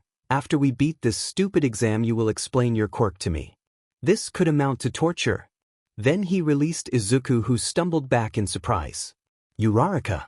We have requests to make, Monoma ordered, and then spun to face Ida, who had just opened his mouth with a determined glint in his eye. No, I will not wait until the first timer starts. UA has high expectations for its future students to take every advantage of the resources they are given. Yes, I am taking this exam seriously, and I expect you to respect my wishes as a teammate. How do you think you will be graded for arguing with me when we should be working together on a plan? He ignored how Ida's mouth opened and closed and turned on Uraraka. We have the first part of our mission to uphold. Let's get those supplies. Uraraka went from bewildered to terrifyingly determined. She nodded seriously and then followed him away. There was a moment of silence, and then Yanagi asked, who will be going by themselves on the ground floor? Izuku thought about how Secret worked and then looked at Monoma's retreating back. I think Monoma has a plan that we should listen to. He seemed to know what he was talking about. Ida said. He has the determination of a true hero. Perhaps brainstorming when all of us are present would be best. Then he paused. May I examine the blueprints also? When Monoma returned, it was with communicators, rope, shears to cut the rope, and smoke bombs. We brought rope to help everyone get in, Uraraka exclaimed as they approached. The shears are to cut it into harnesses. They don't supply the harnesses themselves for the exam, Monoma added. Which seems like a safety hazard, he muttered. His next comment was at a normal volume. The smoke bombs are for cover to hide from robots while we sneak in. Those are good ideas, Izuku pitched in. The robots will probably be placed at the entrances to the building, the stairs, and on the roof. Monoma pointed to each section on the blueprints as he spoke. They'll have some patrolling the hallways and watching other easy-to-access places like the windows on the ground floor. Those seem like logical conclusions, Ida agreed, one hand chopping in emphasis. We should be quiet when infiltrating the building. The robots have to be able to hear us in order to simulate a real mission situation, Monoma added, eyes darting to Ida, who was definitely not the quietest group member. When he didn't get any objections, he paused and then continued, I believe there is a group of robots protecting a room on the second floor. He pointed to a central room with a door onto a hallway at the back of the building. It seemed like it may have been set up as a conference room. How have you come to that conclusion? Ida asked. Monoma paused and the buzzers sounded announcing the beginning of their timed planning period. I picked up a quirk from another examinee that allows me to tell where the robots are located, Monoma supplied. Surely using a quirk before we enter the building is forbidden, Ida exclaimed. Actually, Izuku said hesitantly, drawing the attention to himself, which made him want to cringe. He forced himself not to and continued, we were only told not to enter the building. There are a lot of quirks that can be used to help with planning, so restricting that wouldn't be fair. I agree. We should listen to Monoma, Uraraka cut in. So, we should be careful when approaching this room. Monoma tapped the central room once again, to avoid detection. I honestly think the information is hidden there, but we should search the other rooms first just in case. When he got agreement, he continued on. I believe I should lead since I can tell where the robots are. I have more experience since I come from a family of heroes, Ida suggested, his hand chopping once again.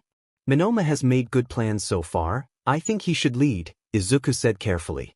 Monoma was getting guidance from Secret, he would know what to do. Monoma bumped shoulders with him as if saying thanks, but Izuku suspected it was to renew his copy of Secret. He has done a good job so far. Uraraka agreed. He has, Yanagi added quietly. In that case, I would like to make Uraraka my second in command so that she can lead whoever she takes with her to the second floor. I'll go to the third floor. Izuku has the most useful quirk for facing robots by himself, so he should go to the ground floor alone, Monoma put in. I'd like Yanagi to go with me to the third floor since it has the most rooms.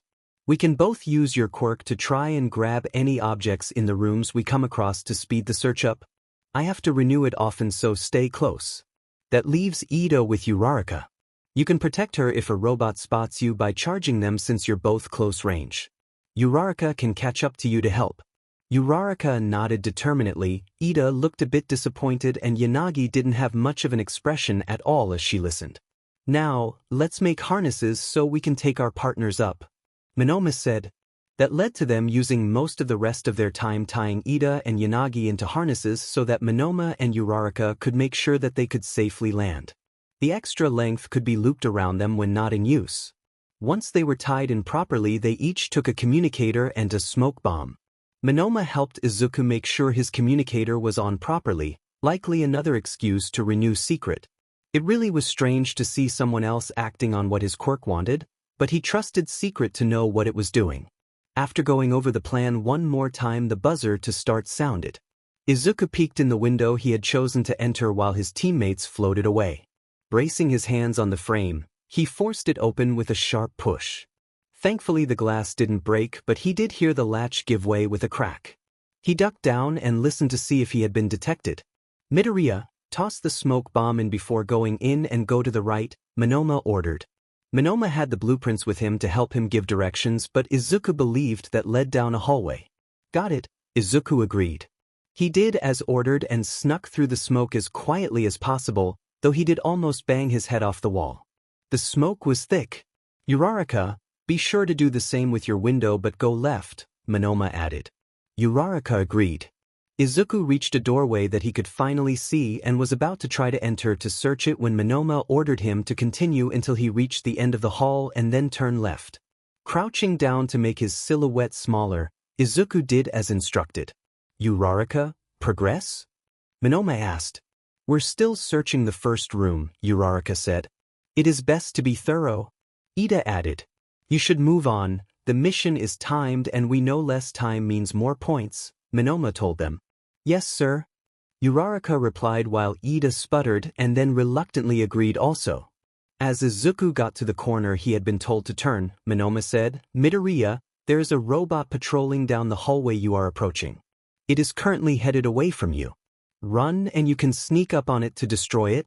Deciding that replying out loud might get him caught, Izuku peeked around the corner to see his target. He heard Monoma giving more direction to Uraraka and Ida but was focused on the robot he spotted. It was about 8 feet tall, humanoid but on treads for movement. The arms looked like they were guns and the whole thing was a dull gray. He did catch when Monoma said that their neck was the weak spot and then he was running as quietly as possible. Izuku got close and then leapt. He grabbed the robot's head and ripped it off. He quietly landed beside it with the head in one hand but as it started to topple over Izuku panicked. If it hit the ground it would be so loud. He pulled it back towards himself. The robot changed directions and Izuku stumbled. It knocked him over and fell on top of him. Izuku winced but at least his body had muffled the sound. Is everyone okay? Uraraka asked hesitantly. Yes, Monoma answered almost before she finished speaking. I'm okay, just fell, Izuku said a bit breathlessly. When you get up, continue down the hall and open the last door on your right, Monoma instructed. Izuku eased the robot off of himself and onto the floor next to him. Getting up he winced a bit, then did as he had been told. He was surprised to see a stairwell since he hadn't checked any rooms but decided to trust Monoma and Secret. He quietly made his way up and heard that Uraraka and Ida had defeated their own robots. Midoriya, once you open that door, Monoma said as he saw the door at the top of the stairs, there will be a robot just outside that you need to incapacitate quickly. Izuku eased open the door slightly to see the robot that Monoma meant. He then used one for all for speed as he launched himself forward and hit the robot with a crunch of metal. Twisting in midair, he used his own body to catch the weight of the falling robot, easing it to the ground. The only room we haven't checked on this floor is the central one which is really guarded, Uraraka reported softly. Wait for Midoriya, Yanagi and myself to go and meet you there. We should take them on together and then we can split up again if the information isn't there, Monoma replied. There are 2 robots on either side of the door, Monoma explained. Yanagi will go with Uraraka and Ida to take on 2 while I meet up with Izuku to get the other 2. We'll get ammunition for it from the rooms close to them. Monoma soon joined him, touching his arm in greeting. Monoma was able to take a couple paperweights, a stapler and other office supplies to use as projectiles against the robots. When both groups were ready they launched their attacks. Then Izuku hurried forward with Ida to catch the falling robots.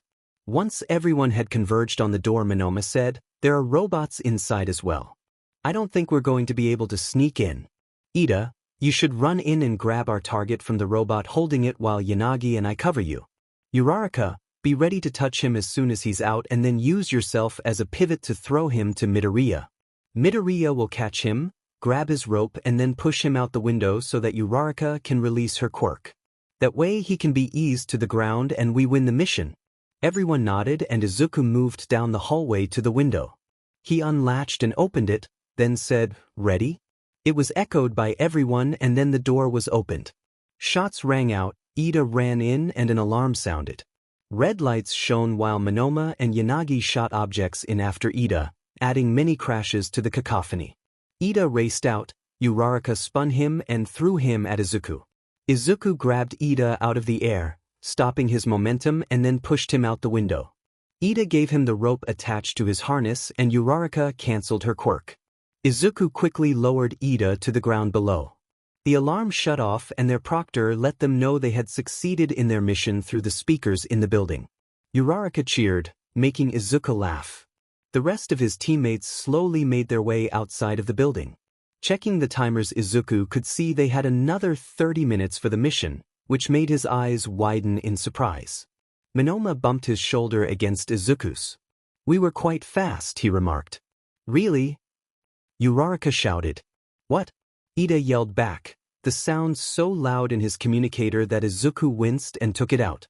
"We beat the exam in 15 minutes. Uraraka exclaimed. Izuku let the half of the conversation he could still hear wash over him as they finally exited the building. Ectoplasm met them and gave them clipboards, lined paper, pencils and erasers. Once they had their supplies, they discussed the mission they had done and wrote their reports. Monoma, Yanagi, Uraraka and Ida described the parts of the mission that Izuku hadn't been present for so that he could write about it, and Izuku did the same for them.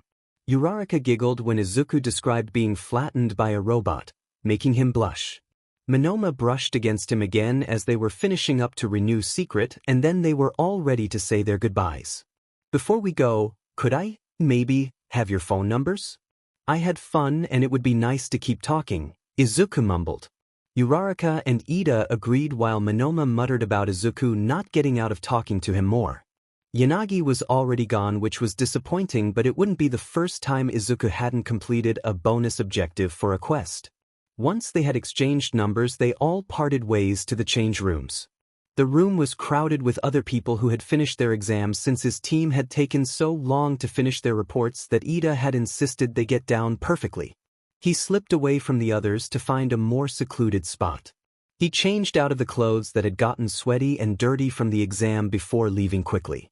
He did get texts confirming his number, which he responded to as he left the other two boys behind. Monoma immediately started asking when they could meet up and speak in person. Izuku was kind of exasperated with how his quirk interfered with his social life so often. He sometimes felt grateful for it giving him friends, but at times like these it felt overbearing. Izuku asked if Monoma had time tomorrow. He wondered if Monoma considered them friends yet. While he was standing by the gates, Hitoshi and Shoji found him. "How did you do?" Izuku asked, grinning at his friends who shared a glance. "We'll see when we get the results," Hitoshi said, his voice sour. Shoji didn't look much happier and Izuku held back a frown. "Well, I may have found others for us to practice with," Izuku suggested hesitantly. Hitoshi frowned. "Perhaps. Do you both still want to go to the cat cafe?" Shoji asked. Noting the not subtle change of subject, Izuku was quick to agree. Hitoshi shrugged but followed them when they both headed in that direction instead of towards the trains. Whatever happened, Izuku was glad his friends still wanted to spend time together. He was lucky to have them. Quest complete. UA entrance exam, expand your friend group. Izuku and Monoma had decided to meet up just after lunch the next day. He wasn't sure how early Monoma normally got up, and due to his friendship with Hitoshi, he tended to assume people didn't like getting up in the mornings. Uraraka had added the four of them that had done the exam together to a group chat which currently was filled with her being worried about the exam, Ida aggressively trying to be reassuring and Monoma changing the subject. The different personalities in it amused him. He did participate in every conversation when he could, of course. He liked everyone in the group. Monoma had asked that they meet in a park that had walking trails that would be emptier this time of day. While graduating middle schoolers had a break for exams to get into high schools, it was a regular work day for the rest of Japan. He spotted the taller boy, who was wearing a white t-shirt and blue jeans. Izuku, wearing the same but his shirt said pants, happily raced up to him. "I'm glad we could meet up. What did you want to talk about?" Monoma shook his head and stuffed his hands in his pockets. "Let's walk on one of the paths for this conversation." He eyed the woman on a bench not far from them eating a sandwich warily. Shrugging at the strange behavior, Izuku turned down a path and started walking. After it had been silent for a while, Izuku tilted his head to look up at Monoma. "You wanted to know about my quirk?" Monoma stiffened, then tilted his head to stare at Izuku. "Midoriya, you do not have an accumulation quirk?" "I do," Izuku cheerfully replied. "Otherwise you would have had super strength during the exam." Monoma froze, no longer walking. Izuku spun to look back at him in concern. Your quirk kept making me do the same time frame over and over again until I got it down perfectly and I wasn't able to tell anyone but you about it. I have no idea how many times we did the entrance exam. Is that normal for you? Monoma sounded slightly hysterical. Izuku moved closer in concern but Monoma flinched back so he stopped moving too. Taking a deep breath, Izuku explained. Secret Quest is a quirk that makes its user repeat a time until a quest has been completed to its satisfaction but… The pause drew Monoma's eyes to Izuku's. It always does its best to help me succeed. It saved my life multiple times and made it so I could save others too. Repeating the same time over and over is hell, Monoma mumbled in protest. Izuku twisted his hands together as he thought, his eyes trailing to the trees around them. It isn't always fun, but Secret never asks me to do anything that I can't do. Sometimes it takes me more tries to get it right but I always accomplish the quest. He met Monoma's eyes again. I wasn't lying yesterday when I said you make a good leader. Would you have given us direction without Secret's help? Monoma looked deep in thought for a moment, then he started walking again. Izuku followed beside him and left him to his thoughts. It really was a nice trail through the park. Maybe he would come back here for his run sometime. Thank you, Monoma said after a while. Izuku nodded and ignored the quiet, and Secret too, that Monoma muttered. How does the super strength and speed work with Secret?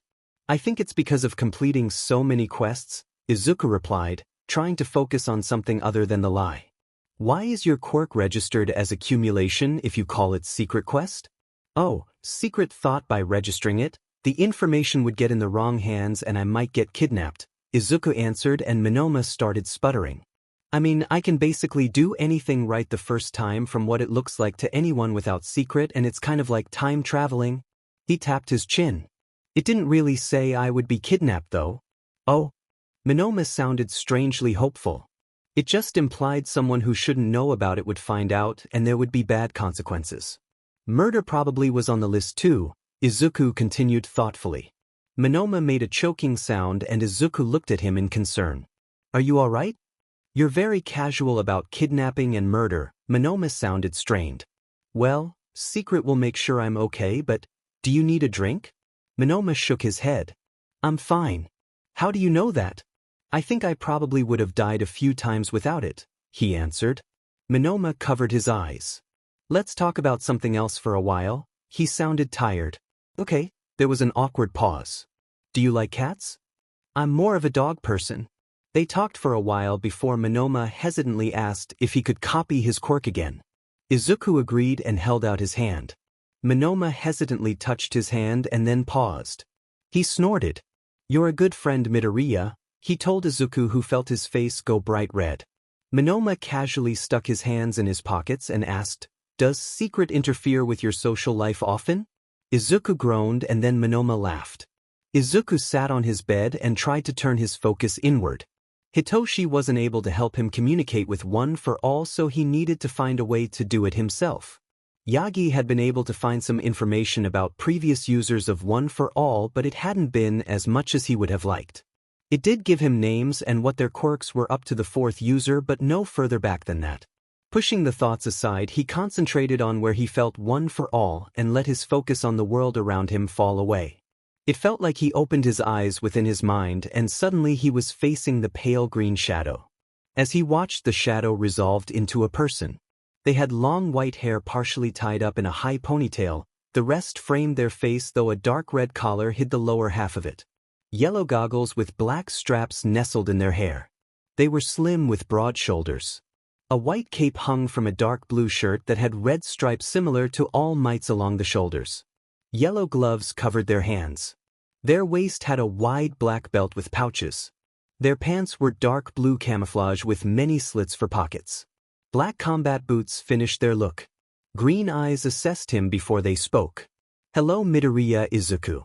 You may call me Yoichi. I decided to keep the name of the first user. Hello, Izuku said slowly. So you were aware of all of the previous users? Yoichi nodded. I can sense more of the world when my power is being used, but I am aware of every user's thoughts and feelings. Yoichi shrugged. I can block it out if I want to, but I did not have much else to occupy myself with. Until your quirk, of course. Secret? Nodding, Yoichi told him, "Your quirk can tell a lot about the future. Does it talk to you?" "No, it borrows my power to communicate with you more and allows me to see the world outside much more clearly. It has also shown me pieces of the future." Yoichi sounded dreamy about it. "You like it when your power is used?" Izuku asked hesitantly. "Yes. It's like being alive. Before you and your quirk I wasn't as aware as I am now. Now I'm so happy you have me as part of your quirks," Yoichi answered enthusiastically. Izuku smiled in relief. "I did want to warn you though, you will get the quirks of the past users," Yoichi told him. Shock pulled him out of his relaxed state and he snapped back into awareness of his body. How many quirks was he going to have? Objective complete. Speak to one for all without using Hitoshi's quirk. Izuku groaned and flopped back on his bed. Secret had wanted him to keep in regular contact with end-off heroes, so Izuku ended up speaking on their gaming server quite often. It led to quite a few private conversations like Izuku's current one with the gamer. End-off heroes, so to defeat hawks you'd use fire? Bush rabbit, well, the feathers he uses must burn at some point. The other option would be covering them in something sticky, like tar. End-off heroes. Hawks, defeated by glue. Izuku snorted. It was funny to think of hawks covered in child's glue and unable to move. Bush rabbit, just add glitter, you'll be able to track him anywhere. End-off heroes. Oh. There was a pause in their conversation as Izuku answered a text from Hitoshi. It was a video of a cat rolling around on the floor. End-off heroes. Why don't you like heroes? Bush rabbit, I don't mind some heroes, but not all of them are nice. End-off heroes, not nice? That's a pathetic way to describe anything. Izuku sighed, and could be so dramatic at times.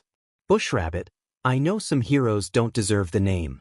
They hurt people to attract attention and gain influence that they use to get money or for their egos. It seems like you've met the same or you wouldn't be so against them. End-off heroes. I hate what they stand for. They pretend to represent the protection of everyone in our society. End-off heroes. People use them as an excuse to not help others. They are all sheep and the only way to get them to act is to take down the heroes. End-off heroes. Prove that they can only count on themselves. Izuku pulled on his fingers as he stared at what End had said. Then he slowly typed out his reply.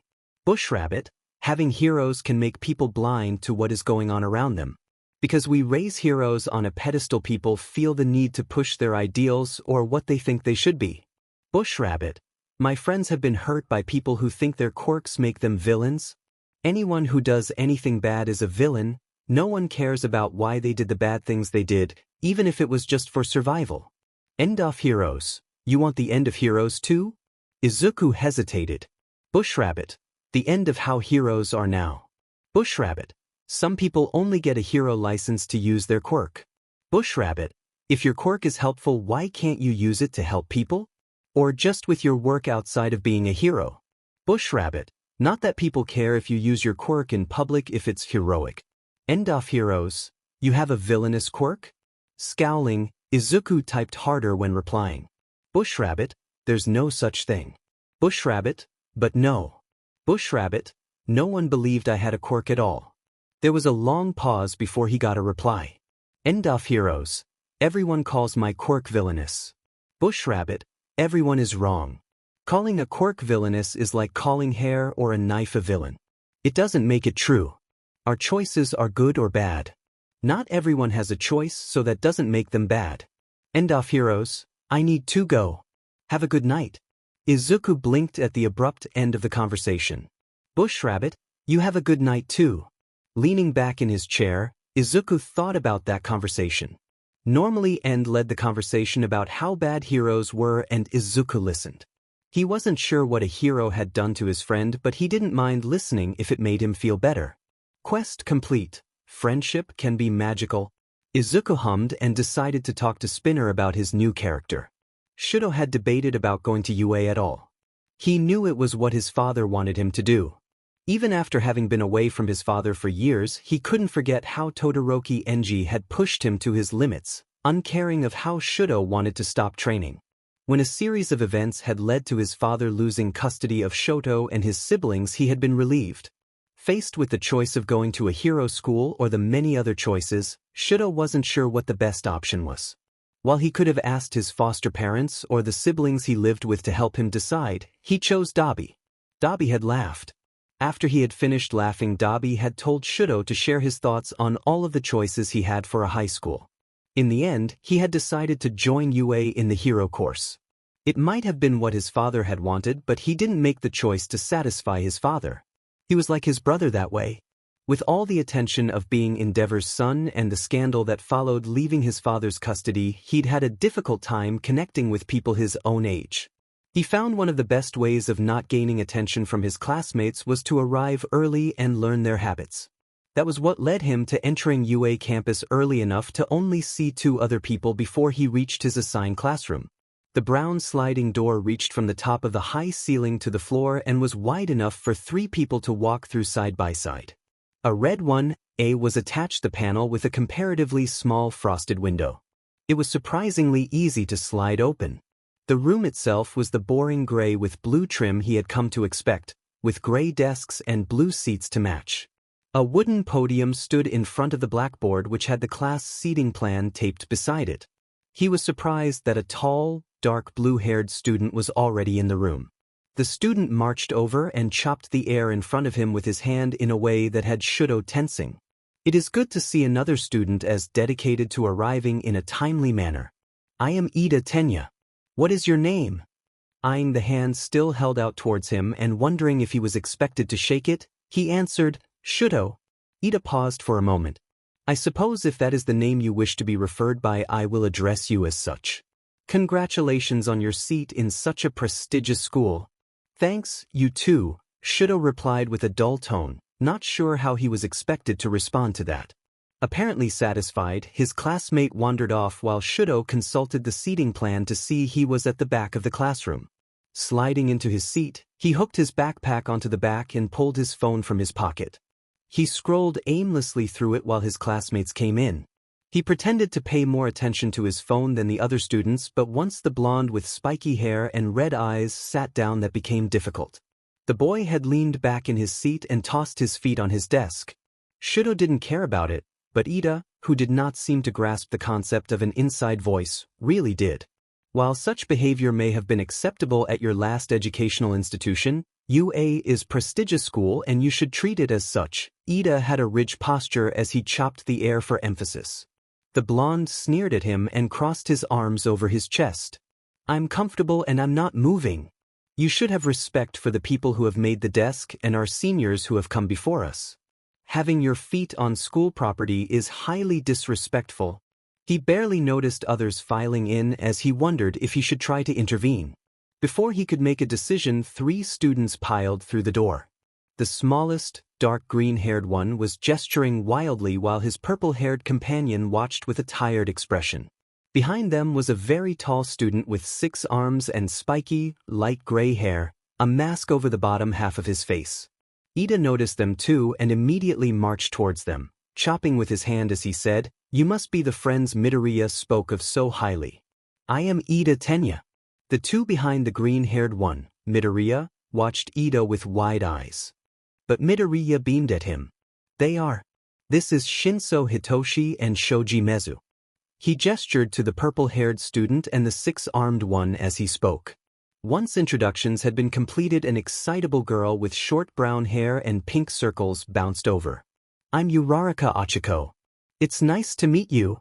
More of his classmates converged on the group, voices overlapping as they spoke to each other and the ones he had heard the introductions to until it was an overlapping wave of sound. Before he could grasp why they had all decided to converge, a loud voice cut over all the others. When class starts, I expect you all to be in your seats, not dawdling around socializing. The whole class froze and turned towards where a man stood wrapped in a bright yellow sleeping bag. He sucked from a drink pouch and then sighed as he unzipped the sleeping bag. Not the most responsive bunch, are you? That's not going to work. I expect you all in your seats before the warning bell tomorrow or there will be consequences. All of the other students scrambled to their seats.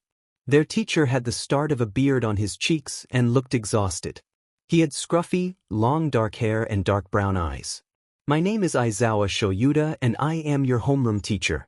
Now, he dropped a stack of dark blue uniforms on the front desk. Put these on and meet me at Beta Training Grounds in 10 minutes. You have your maps of the school grounds. Your time starts now. He turned and exited the room. There was another second of silence before everyone burst into motion, grabbing a uniform and quickly leaving the room. Shudo joined the boys in the change room and then was quickly on his way to the training grounds. The grounds they had been told to go to had a large obstacle course set up in an arc with a cleared area in the center where Aizawa stood watching them approach. He had his hands tucked in his pockets and his chin ducked under the edge of his much too long gray scarf. He gestured the course around him. Today you will be practicing with each of the obstacles in this course to ensure that you are able to get your best numbers when you do your timed runs with it tomorrow. You will be doing a run with your quirk and a run without your quirk, so be sure to practice both today so that you're prepared tomorrow. If your run without a quirk is too poor, I will consider expelling you from the hero course. That's not fair, Uraraka said loudly enough for even the teacher to hear her. Aizawa stared at her for a moment. What wouldn't be fair is allowing a student to continue in a course that leads to a life-threatening career when they will not take it seriously and likely die. You want to slack off? Pick a job where that won't get you killed. His eyes scanned the other students. My job is to make sure that you're going to survive out in a world where there is no fair. Where you will be aiming to right wrongs for others and try to make things fair again. If you want a guarantee of life with fairness and without injury, there's the exit. He pointed towards the major school buildings and all the students were silent. When no one left, Aizawa dropped his arm and tucked his hand back in his pocket, sighing. As I was saying, you will be practicing with the obstacle course. For now you are not going to use quirks while doing it. If you break any part of the course while running it, with or without a quirk, there will be consequences, so be careful with it. I will demonstrate how to run each section of the obstacle course, but there will also be videos on the screens set up with previous students running the section they are set up by. I will also be giving you the rules both verbally and on the screens next to each section. Do your best. Aizawa went the first section, a more urban-styled climbing wall that was at an angle, and demonstrated a few ways to get over it. He then allowed them to try it themselves before moving to the next section that was a crawl space which was a few meters long and did the same thing. After each section was crossed, he allowed them to practice however they wanted to. This resulted in students grouping together and taking turns. Shinso and Shoji had come into the area with Midoriya. A blonde boy had quickly joined them after Aizawa had finished his first demonstration. My name is Minoma Nito. I heard both of your names earlier, he said with a slight bow.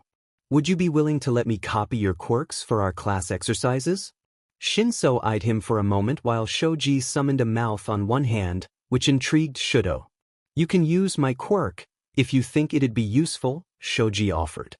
Mine isn't useful for these exercises, Shinso volunteered. It could be. Midoriya offered. Shinso raised an eyebrow at him and Midoriya turned red but stammered out, "Well, if you were to tell me to throw you over one of the obstacles, it would probably just count as you using your quirk?" His voice grew less confident, and he looked down before seeing the intrigued look on Shinso's face. I can ask Aizawa if that counts, Shinso said, and that made Midoriya perk up. Midoriya beamed at him. Now that it's been established that your quirk is useful, may I copy it? Minoma asked politely. Shinso eyed him. It's called brainwashing. I can make people do what I tell them to after I ask them a question. Minoma nodded seriously, but Midoriya cut in before he could say anything. It should really be called hypnotism. Shinso rolled his eyes. You can copy it, he told Minoma, who smiled slightly and bowed. Ida and Uraraka popped up next to the group and they all tested the obstacles with Midoriya giving them advice. So manly, a spiky red-haired boy exclaimed as he joined them. Midoriya jumped and looked intimidated by his sharp-toothed grin. Am manly? Midoriya stuttered. Yeah. You helping out our classmates is very manly. My name is Kirishima Eijiro, the redhead offered. A tall dark-haired boy popped up on his other side. I'm Yurashi Inesa and I agree that your passion for helping our classmates is admirable. Can you help us out too? A pink girl, both her skin and curly hair were pink, with dark eyes asked. I'm Ishido Mina. Your advice is so helpful. We've met, Midoriya said to Ashido while tapping his pointer fingers together nervously. Ashido completely stopped moving for a moment and tapped her lip. "Oh, you're the boy who pushed me out of the way of the falling debris." Kirishima turned to her. "When? During that attack," Ashido offered hesitantly. Kirishima frowned and then turned to look at Midoriya. After a second he visibly became more cheerful. "I remember you. You gave me the encouragement to become a hero. You remember that?" His voice almost squeaked when he asked. Shudo snorted in amusement as they started asking Midoriya questions, overlapping each other. Aizawa drew their attention to the next obstacle for his demonstration. Once he was finished, even more students descended on Midoriya's group. Tokoyami, a bird-headed boy with dark feathers and a light yellow beak, got a suggestion to use his quirk, his sentient shadow dark shadow, to pull him around each of the obstacles. Jiro was given the suggestion to use her earphone jacks, the cords that came from the lobes of her ears, to help her balance. Shudo quickly lost track after that, but he did notice two exceptions to the group. The blonde with spiky hair who had argued with Ida scoffed every time someone else asked for advice from Midoriya, and the group quickly became a wall between the two. The other Shudo couldn't figure out the reason why. Aoyama, a blonde boy with blue-purple eyes, had happily introduced himself and tried talking to Midoriya. At first Midoriya seemed shy of him, but it quickly became obvious that Aoyama made him uncomfortable. The rest of the group seemed to pick up on it, and Aoyama was swiftly redirected every time he headed for Midoriya after that. They all seemed to pick up when Midoriya was overwhelmed by their excitement but always included him too. When Koji was struggling with one of the obstacles, Midoriya quietly broke away to go and speak with him. The group watched him, but they let the two shy boys interact on their own. It was odd to watch. He'd never seen such an empathetic class. They made him curious. After the next obstacle demonstration, he decided it would be worth the risk to speak to Midoriya. Cautiously, he approached the group and space was made for him among their number. "How would you suggest I use my quirk?" He cut into the latest conversation they were having abruptly. Seeming unperturbed by the interruption, Midoriya asked, "What's your quirk?" Shudo held out his hands, bringing flame up in one and a ball of ice in the other. Midoriya smiled excitedly. Approaching him was a choice he did not regret. It was the middle of the night, but Dabi had been unable to relax. His restlessness had led him to walking the streets of Mizudafu until he had come to this walkway that overlooked a thoroughfare. Cars passed by frequently despite the hour as he watched them. He flicked his fingers idly as he gazed down, blue flames flickering in and out along his fingertips. It wasn't cold, but he had decided to wear his black leather jacket anyway, though he hadn't bothered to brush his hair, so the black locks kept falling in his face. Being in the city where his youngest brother was going to school and his father wasn't far from was not helping his peace of mind. The last thing he had expected from the youngest of their family was to choose to pursue becoming a hero. When Shudo had asked if he should apply for UA, Dabi had been unable to stop laughing. It was hypocritical of him to recommend anything else. A larger blue flame licked up his hand with the thought. "Quirk usage in public? I could have you arrested for that." A voice drawled from beside him and Dabi dropped his head down so that he was facing the guardrail his forearms were resting on. "Really, Toga? You know I have a license," he said in exasperation. A giggle burst out and then the blonde girl pranced over to meet him. "What has you being all cranky and brooding this time of night, oh great pro-hero Phoenix?" This time he didn't hold back his groan of annoyance as he tilted his head to shoot her a glare, and he noticed her casual clothes. "Neither of us are wearing our hero getup, and you know I prefer Dabi." Toga laughed and went to hug him. He held her off with a hand planted on her sternum. She fruitlessly tried to grab him with her shorter arms before pouting. "I wouldn't even stab you this time." "This time?" he said sarcastically as he stared down at her. She crossed her arms as if she was upset, but her lips ticked with the smile she was holding back. "Well, fine, be that way." He dropped his arm as she continued, "You still haven't told me why you're out here, stick in the mud, contemplating my life choices," he deadpanned. Can I help?" Was there a lot of blood involved? She leaned into his personal space and he shoved her away by her head as she cackled. "More like bloody nuisances like you." He bit back, starting to actually get irritated. She cocked her head to one side and started to edge closer, making Dobby turn his back towards her. "Are you worried about Little Rabbit?" she questioned and started to lean around him against the guardrail to try to see his face. Dobby scoffed and turned further away from her. "Why would I be worried about the little brat? He always manages to get away with everything." There was a pause and then Toga managed to pop up directly in his face, making him flail back into the guardrail. "Ah, you are worried, look at that grumpy pouty face." He smacked her hand before she could poke him with a red nail. She giggled and leaned into his space more before he dodged away. "I am not worried about him," he denied, turning to walk away from her. Toga skipped to his side. "You're worried?" He swore under his breath and then waved his hand. "Rabbit has never told us to stick to one group for so long when we haven't gained any intelligence. The last time he did that he somehow ended up in the middle of a quirk-filled fight and dragging an unconscious hero out of a building that was about to collapse." Toga hummed. "I don't remember that one. It was before your work studies," he explained tiredly. She whistled. "I didn't think Little Rabbit was involved in the big fights that long ago." Dobby rubbed his face with a hand and didn't comment, though he did head back towards the place they had rented to stay. "At least I managed to get into one of the labs of the Shai Hasaikai today. With all the blood samples he kept so well labeled, all we need to do is sneak in and with twice help I can take over the whole place. So much pretty, delicious blood all in one place." Toga rambled dreamily. "It's what overhaul needed it all for, that worries me," Dobby confessed, then he shook his head. "Whatever, we'll deal with it." It had been a pleasant surprise to see how many of his classmates that Izuku had known before they had met again as part of Class 1A. Even more of a surprise was just how many recognized him. When Secret had him doing quests to help others, it was like afterwards his old classmates had forgotten what he had done. That was especially true for any adults he had assisted. There just seemed to be some inexplicable barrier to them understanding that it was him that had helped. All Might had been the first exception, then Eraserhead. Part of him whispered that there have been others, but he ignored it. With the excitement of actually enjoying classes and getting to know his classmates, he almost didn't notice how quiet Secret had been. Almost. He would have let himself believe it was because he had gotten good at predicting what it would want him to do in a day, but that would be too close to lying to himself. Secret was never predictable. That was why he wasn't surprised to wake up to a new quest on the second week of school. Quest: Rescue Unicorn Princess. Objectives: warn Eraserhead that you will need help. Let the Knights Errant know what day you will be in their current area. Text Vampire Lady when you have arrived in the area. Find Unicorn when she is free.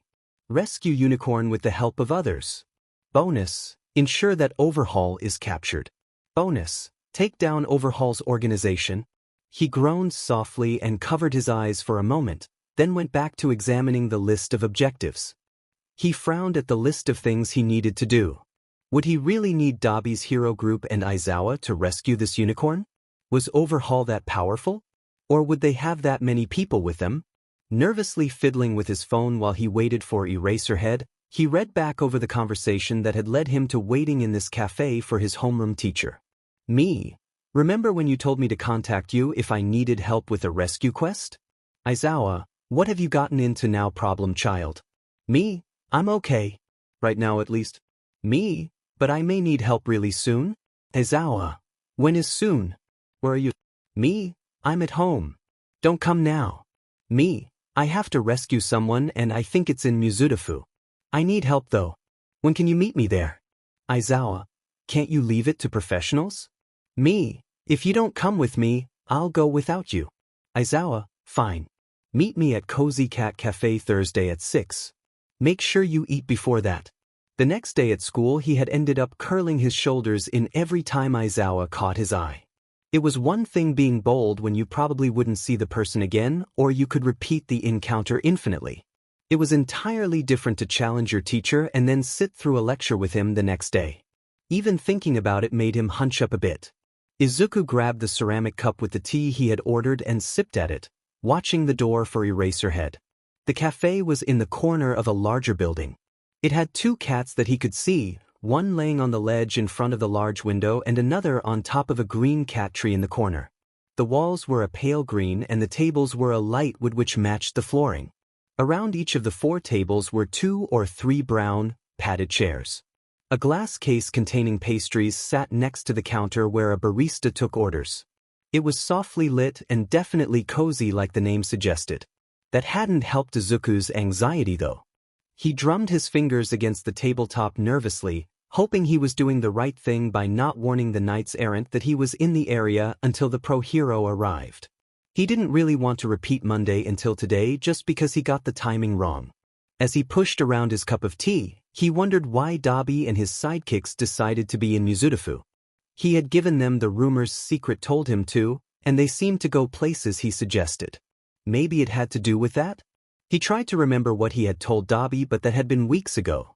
Izuku got so many quests and they had so many objectives these days it was hard to remember. The ring of the bell above the door made his eyes snap to it, and he saw Aizawa amble through. He started to get up but Aizawa gestured for him to sit, so he did, reluctantly. Even dressed in his hero costume, Eraserhead didn't draw any attention as he got in line to order. Deciding this was a perfect opportunity, Izuku swiftly took out his phone and sent a message to Toga's hero phone number. Objective complete. Text Vampire Lady when you have arrived in the area. Sighing in relief, he slowly put his phone away while he waited for his teacher. Eraserhead picked up his drink and headed to Izuku's table. He stopped beside it and gestured towards the door. If you still insist on trying to rescue someone, we should start right away, he drawled. Izuku scrambled out of his seat, then realized he still had tea left. He spun, took his cup and drank what was left so fast he nearly choked. Coughing slightly, he shot Aizawa an apologetic look.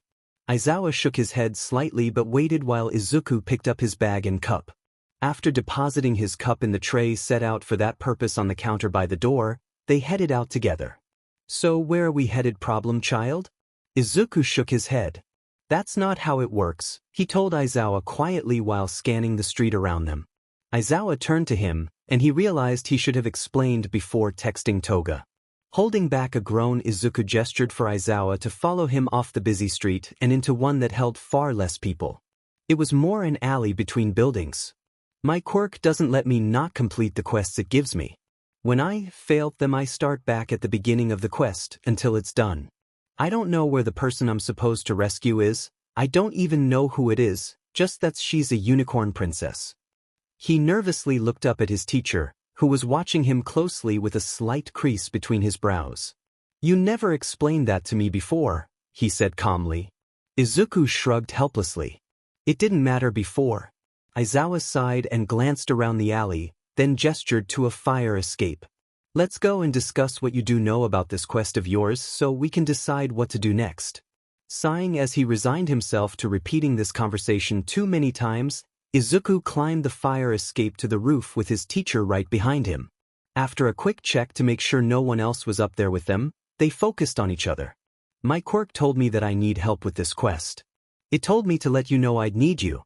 I also have been talking to the knights errant about it, he explained. Aizawa raised his eyebrows, which made Izuku pause. You know the hero group well enough to be talking to them?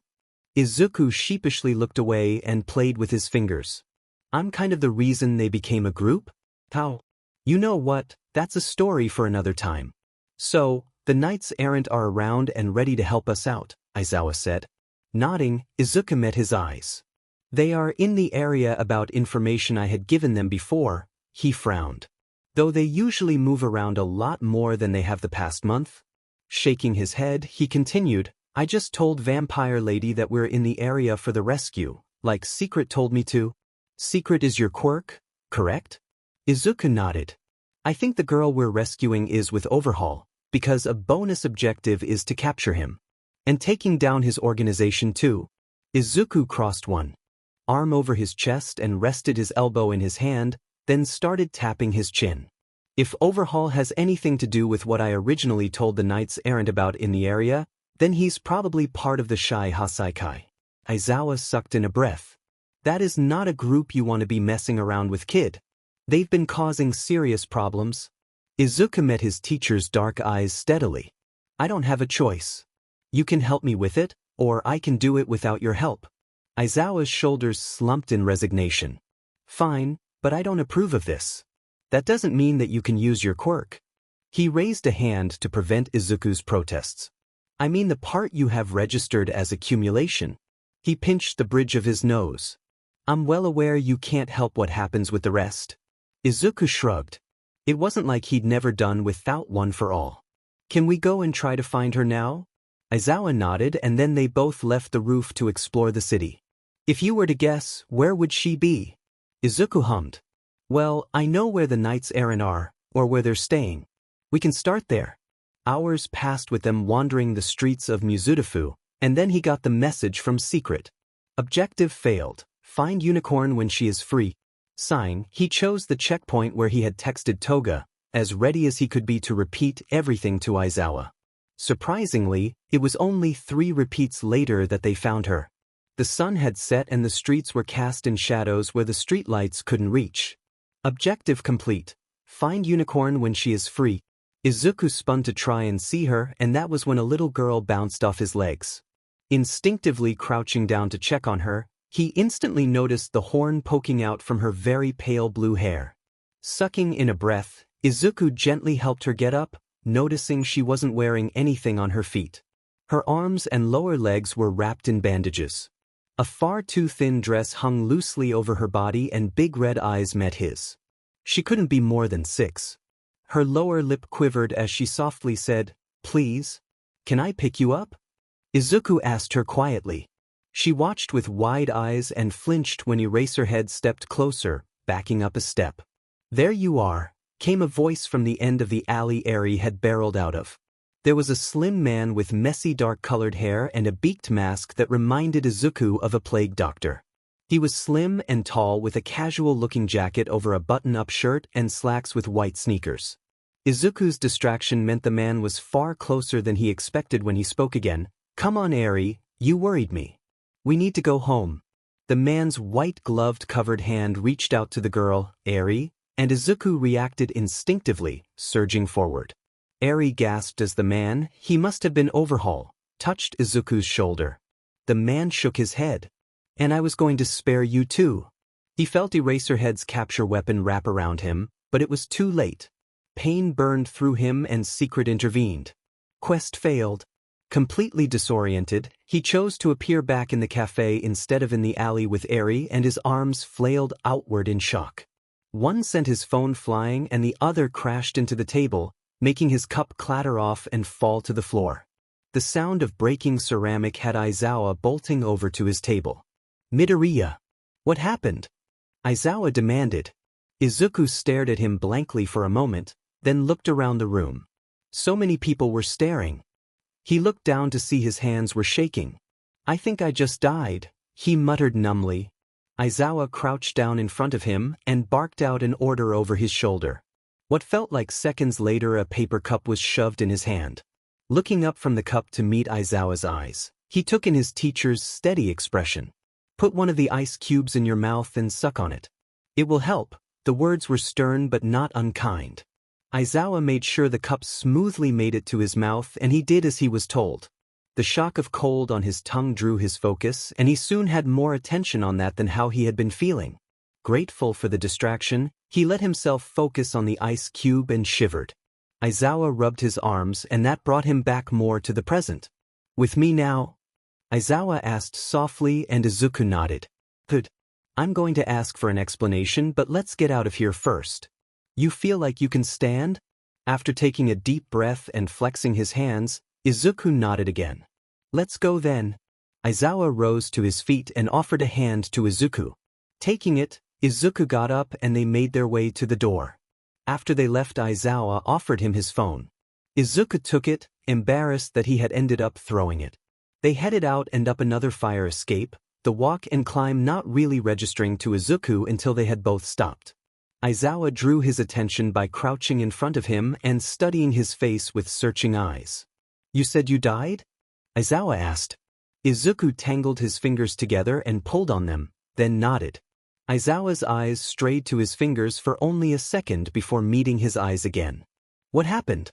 Drawing in a deep breath, Izuku explained, "We found the girl I need to rescue. Her name is Eri. She's a little kid. She wasn't alone. There was a man, he had this mask." One of his hands flew up to his face to draw the bird's beak in the air. He went to grab her, and I got in the way. He touched me and... Aizawa's hands on his shoulders drew Izuku back to the present, and he snapped his eyes back to meet Aizawa's gaze once more. He didn't remember when his eyes had moved. His breaths were coming in gasps. "You're okay now." "He's not here," Aizawa told him. Closing his eyes, Izuku reached up to hold onto Aizawa's wrists. He focused on breathing exercises that Secret had him learn, though he couldn't remember when he had. He didn't know how long he did that before he was able to open his eyes again to see Aizawa still watching him calmly. "It seems like we may need to reschedule the rescue mission. You're in no condition to do it today," Aizawa said calmly. Izuku opened his mouth to argue, but then he realized his hands were shaking and he swallowed. "You're right," he said quietly. He could wait until he failed the objective, but he didn't really want to do that. Ideally, he'd go back further, like when he first got this quest. Load checkpoint? Izuku sighed in relief as the world fell away and he was back to Monday morning again. It was always a bit disorienting to suddenly be somewhere else. He pushed back his blankets and slowly went through his morning routine. Eating and the journey to school was a bit of a blur. The next thing he was aware of, he was in his seat in class with Hitoshi hovering beside Shoji next to his desk. "You don't look so good," Hitoshi stated, a wrinkle between his eyebrows showing his worry even more than his words. Shoji was watching him closely as well, but Bakugo scoffed. "The nerd is off in his own little world half the time. You should get used to it." "No one asked you," Hitoshi snapped. Bakugo snarled and leapt to his feet, but Shoji pulled Hitoshi away. "We need to sit down. We can talk to Midoriya at lunch."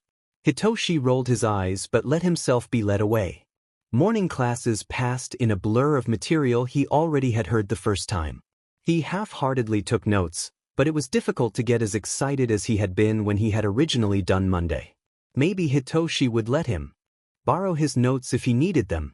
When the lunch bell rang, he had his phone out of his pocket and was messaging Dabi about being in Mizurufu on Thursday for a mission of his own. With how often Izuku knew things he shouldn't the first time around, for Dabi, the man didn't even question him about it. Izuku barely noticed the objective notice as Hitoshi crowded close. "Come on, we can go somewhere to talk. You usually have food so we can go outside." Their other friends spoke, but Izuku concentrated on gathering his things and then following Hitoshi outside, not bothering to follow along with anything else going on. Once his foot met grass, Izuku took a deep breath and actually looked around. It was one of those days where clouds floated around in the deep blue sky with no real threat of rain. A light breeze ruffled his hair, and he moved his bag around on his shoulder before following Hitoshi, who led them to a tree. As he moved to sit down, he startled, realizing Shoji had followed them out. His wide-eyed stare made Shoji rock on his feet, obviously unsure. Shoji formed a mouth on one hand and said, "I can leave if it makes you uncomfortable." Izuku shook his head hard. No, I just didn't realize you had followed us." He felt a blush spread across his cheeks, but Shoji relaxed, making it worth it. After they had settled down and taken out their food, Hitoshi broke the silence. "Did something happen on Sunday? Last week you were more excited for classes than you were all day today." Izuku shook his head a bit, staring at his food. "Can you explain Secret to Shoji?" he asked abruptly. Hitoshi hesitated, and he could tell that Hitoshi stared at him a moment before he turned to see Shoji around Izuku. Shoji moved to be able to see him better as well. Izuku added in a few details but let Hitoshi explain it to Shoji. Once he was done, they both watched him with obvious concern. Shutting his eyes tightly, Izuku breathed out slowly. When he took another breath, he started to explain, "I was given a new quest this morning. I failed it on Thursday. Someone killed me." Both his friends flinched, and Hitoshi reached towards him before hesitating. "Secret saved you?" Izuku nodded once. "That had to have been hard," Shoji said softly. Izuku nodded again. "You have to do the quest anyway," Hitoshi said tonelessly. "Yes." Hitoshi hit his thigh with one hand, making Izuku flinch and look at him. He looked slightly apologetic but mostly upset. "You shouldn't need to." Sighing, Izuku closed his eyes. "I'm okay now." Both his friends were silent. "I am," he insisted, stabbing his bento with his chopsticks. You don't have to be, Shoji told him, his voice quiet. Izuku shrugged. I needed to rest before trying again. How can we help? Hitoshi asked, which surprised Izuku enough to make him look into Hitoshi's purple eyes. Well, you can help me explain my quirk to Eraserhead? It came out as more of a question than he intended, but Hitoshi nodded. I'll come too, Shoji added. Izuku felt himself relaxing at Shoji's words, grateful for the support. He took his phone out and texted Aizawa, asking if they could meet with him for a while after school. Maybe it would go better this time. Explaining his quirk and his current quest to Aizawa had been easier with his friend's help. Izuku felt more confident that Aizawa understood what was going on, and that had led to his teacher putting his foot down when his friends tried to insist they could help rescue Eri. He shivered as he remembered Aizawa's stormy expression when he had said, "While I cannot stop Midoriya from doing this, I will make sure neither of you are present. His quirk keeps him safe, neither of you have the same. What would happen if that man killed either of you and Midoriya's quest was finished before he noticed? You have no way of being revived." That had ended the conversation, and Izuku had been relieved. As much as he hated that he had died, at least he had survived anyway. His friends wouldn't survive. Aizawa had wanted to know who else knew about his quirk, and he told them about All Might and Monoma knowing as well. He later made sure Monoma was aware of who knew too. Thankfully, the rest of his week had gone similarly to the first time. He enjoyed the training they were doing in martial arts and learning how to enhance their quirks with the guidance of their teachers who had worked with so many other heroes. Their advice helped his peers choose what fighting techniques would enhance their quirks, along with gear and in one case animal companions. Even if many of the conversations were repeated, he was able to pay attention to different details this time, and it was amazing to see his classmates flower with the attention. That's what led him to once again meeting Aizawa in the cozy cat cafe. Izuku sipped his tea and absently watched the door. It really was a nice evening, which he supposed was a blessing when they could be out in the rain for hours instead. Once Aizawa entered and nodded to him, Izuku finished his drink and then texted Toga. This time when he loaded the checkpoint, he didn't have to finish his drink. Pleased with the small changes, he was ready to go when Aizawa had his drink. Since they had discussed where Eri had been found, they both left the cafe in a comfortable silence. Izuku admittedly didn't remember the exact time that he had come across Eri, but even if he wasn't able to get it right this time, he would succeed and save her. He wanted to see if they could find her when she was further away from Overhaul, so after they reached the alley, where he had died, they went in the direction she had come from. Izuku regularly checked the time so that if he had to go back to the checkpoint at the cafe, he would know where they should be at what time. As they came across an intersection, he saw Overhaul run across traffic, followed by another person.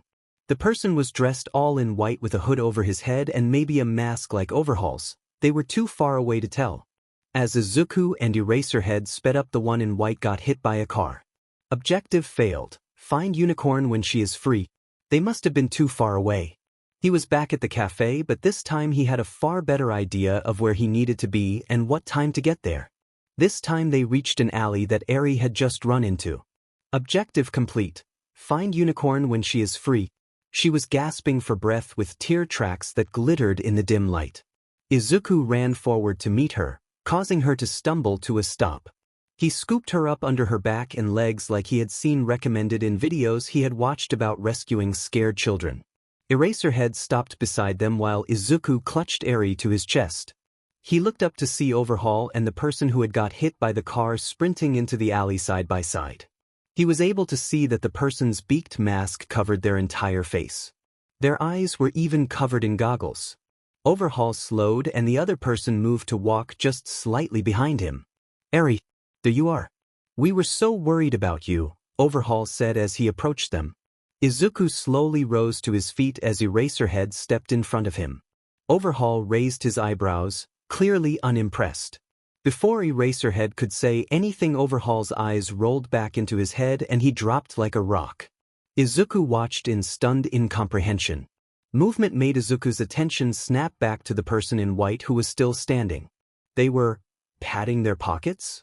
The person sighed and then they started dripping. Their surface appearance dripped away to reveal Vampire Lady, who giggled and shot them a fanged grin. She was wearing a blood-red trench coat over a black bodysuit. Her hands had black fingerless gloves.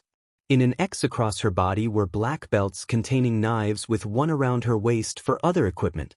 She wore shiny boots the same color as her coat. "Hi, little rabbit. Thank you for saving the little princess. I'm just going to secure this guy and admire the blood from the blow to the head I gave him." She bounced happily and Izuku felt himself relaxing. That's when Secret decided to speak up. Quest complete. Rescue Unicorn Princess. Bonus objectives complete. Ensure that Overhaul is captured. Take down Overhaul's organization. But he hadn't done the bonuses? They definitely hadn't done anything to Overhaul's organization. 9 hours earlier, one hero and his 3 sidekicks were squeezed into a hotel room with a single bed. Dobby was in the single chair that was for a desk that was barely big enough to be called that. Twice was leaned against a wall while Mr. Compress and Vampire Lady sat on the bed. They all wore their hero costumes. Dobby, or Phoenix, had a black jacket that had a blue flame design along his shoulders.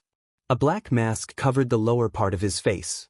Black gloves without the palms or fingertips encased his hands. Black pants ended in black combat boots. Underneath it all was a cooling system that had a bulkier part on his back to help him with his quirk. Twice wore a black bodysuit. It had a full-headed mask that was gray on the top with white eyes. He had dark blue bracelets around his wrists and a black leather jacket with studs on the shoulders over top of it that was zipped up. Mr. Compress wore his top hat with the yellow feather. He had a black balaclava which was missing the section that would cover his lips and chin but covered the bridge of his nose. He had a tan trench coat with a double row of buttons open to show a dark orange button-up shirt with a black vest over it. Red gloves covered his hands. In 6 hours, Rabbit will be in the same area as the Shy Hasaikai, conducting a rescue, Phoenix told his team. "Oh, I want to go meet him. Can I go meet him?" Vampire Lady waved an arm in the air as if they were in a classroom. Ignoring her question, Phoenix continued. "Since he is moving, we have decided to do the same, with Vampire Lady and Mr. Compress leading the takeover of the base for the Shy Hasaikai." Mr. Compress nodded while Vampire Lady threw herself back into her chair with a pout. "Do we really need to wrap things up because Rabbit is coming around? He seems cute. He's terrifying," Twice cut in. Phoenix rolled his eyes. "I once saw him run into a restaurant without warning, and then run back out with a cat and 10 people using quirks to try to stop him.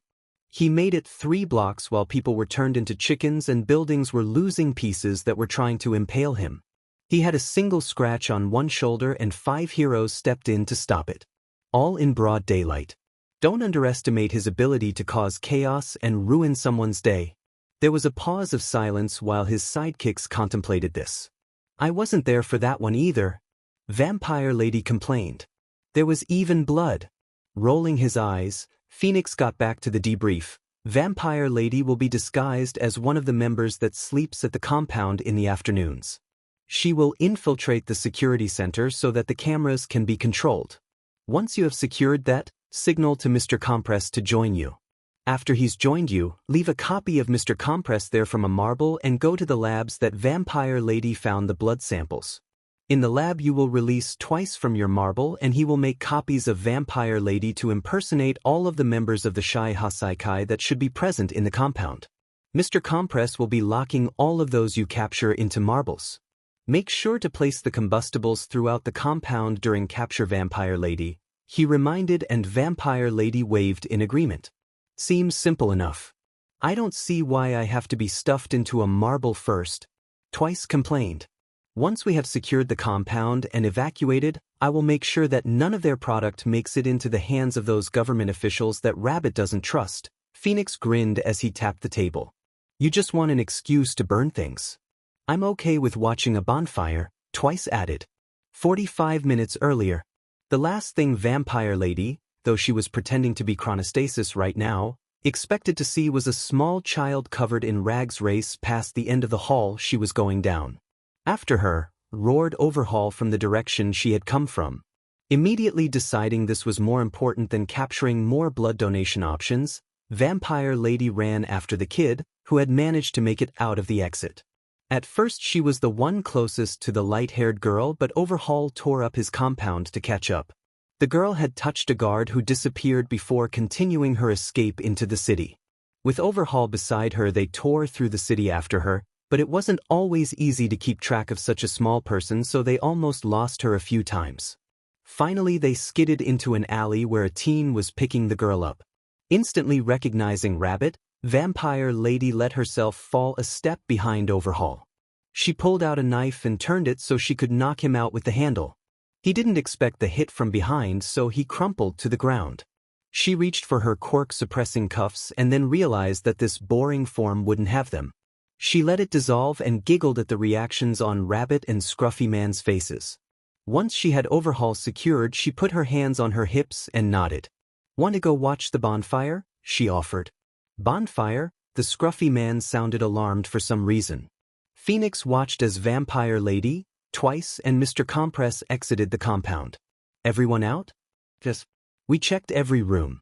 Some people even needed to be stabbed before we could capture them." Vampire Lady sounded as dreamy as ever when it came to blood. "Excellent." Phoenix turned to the compound and poured flames out. The blue fire raged over the building and started causing explosions. His support equipment whined as it did its best to keep up with the heat from his quirk. He moved further and lit another section of the compound on fire. Vampire Lady was excitedly cheering him on while Twice and Mr. Compress chatted. By the time other heroes showed up to try putting out the fire, it was hard to see the buildings at all under all the smoke and flames. "What are you doing? What if the fire spreads to the surrounding area?" Phoenix didn't bother looking at the hero too as he watched the fire. "That's why the surrounding wall isn't on fire. We made sure it was coated in an anti-inflammatory before doing this mission." The hero sputtered as Vampire Lady threw herself into his side. "You set such beautiful bonfires, Phoenix." "It is big. Could have been bigger," Twice argued as he came up on Phoenix's other side. "What about all the people inside? There's no way anyone could survive that." "They're right here," Mr. Compress said. There was the sound of one of his marbles expanding and the hero shouted in surprise. "How many of those do you have?" Phoenix snorted in amusement and then sighed. It was time to deal with the consequences of his actions, paperwork and talking to other people. The next day had passed in an exhausted blur for Izuku. Eraserhead had needed to keep him around for a statement and little Eri hadn't wanted to let him leave her. She was scared of adults and he didn't blame her. The late night made it difficult to function at school the next day, though he had managed to explain what had happened to Hitoshi and Shoji. When he got home, he ended up collapsing onto his bed for a nap. He woke to the sound of message notifications and the feeling of his stomach growling for food.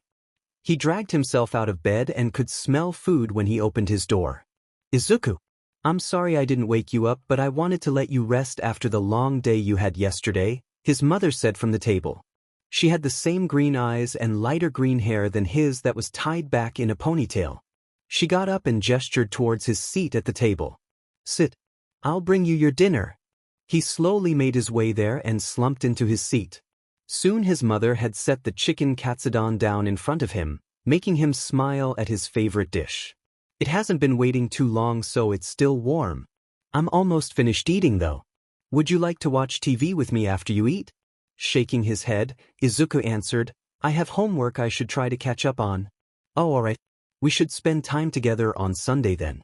Is there anything you need to buy for your field trip next week?" "Those emergency contact slips made it sound dangerous," his mother exclaimed. Izuku smiled softly at his mother. "The school will provide us with the supplies we need. We've been testing out our hero gear and this is just another trial for it, Mom. It's just the unforeseen simulation joint, where we'll later be practicing rescues. Aizawa wants us to practice on different unstable terrain and, well, it is unstable. He has been keeping you safe so far. I don't know what I would have done if that villain overhead had hurt you," his mother said.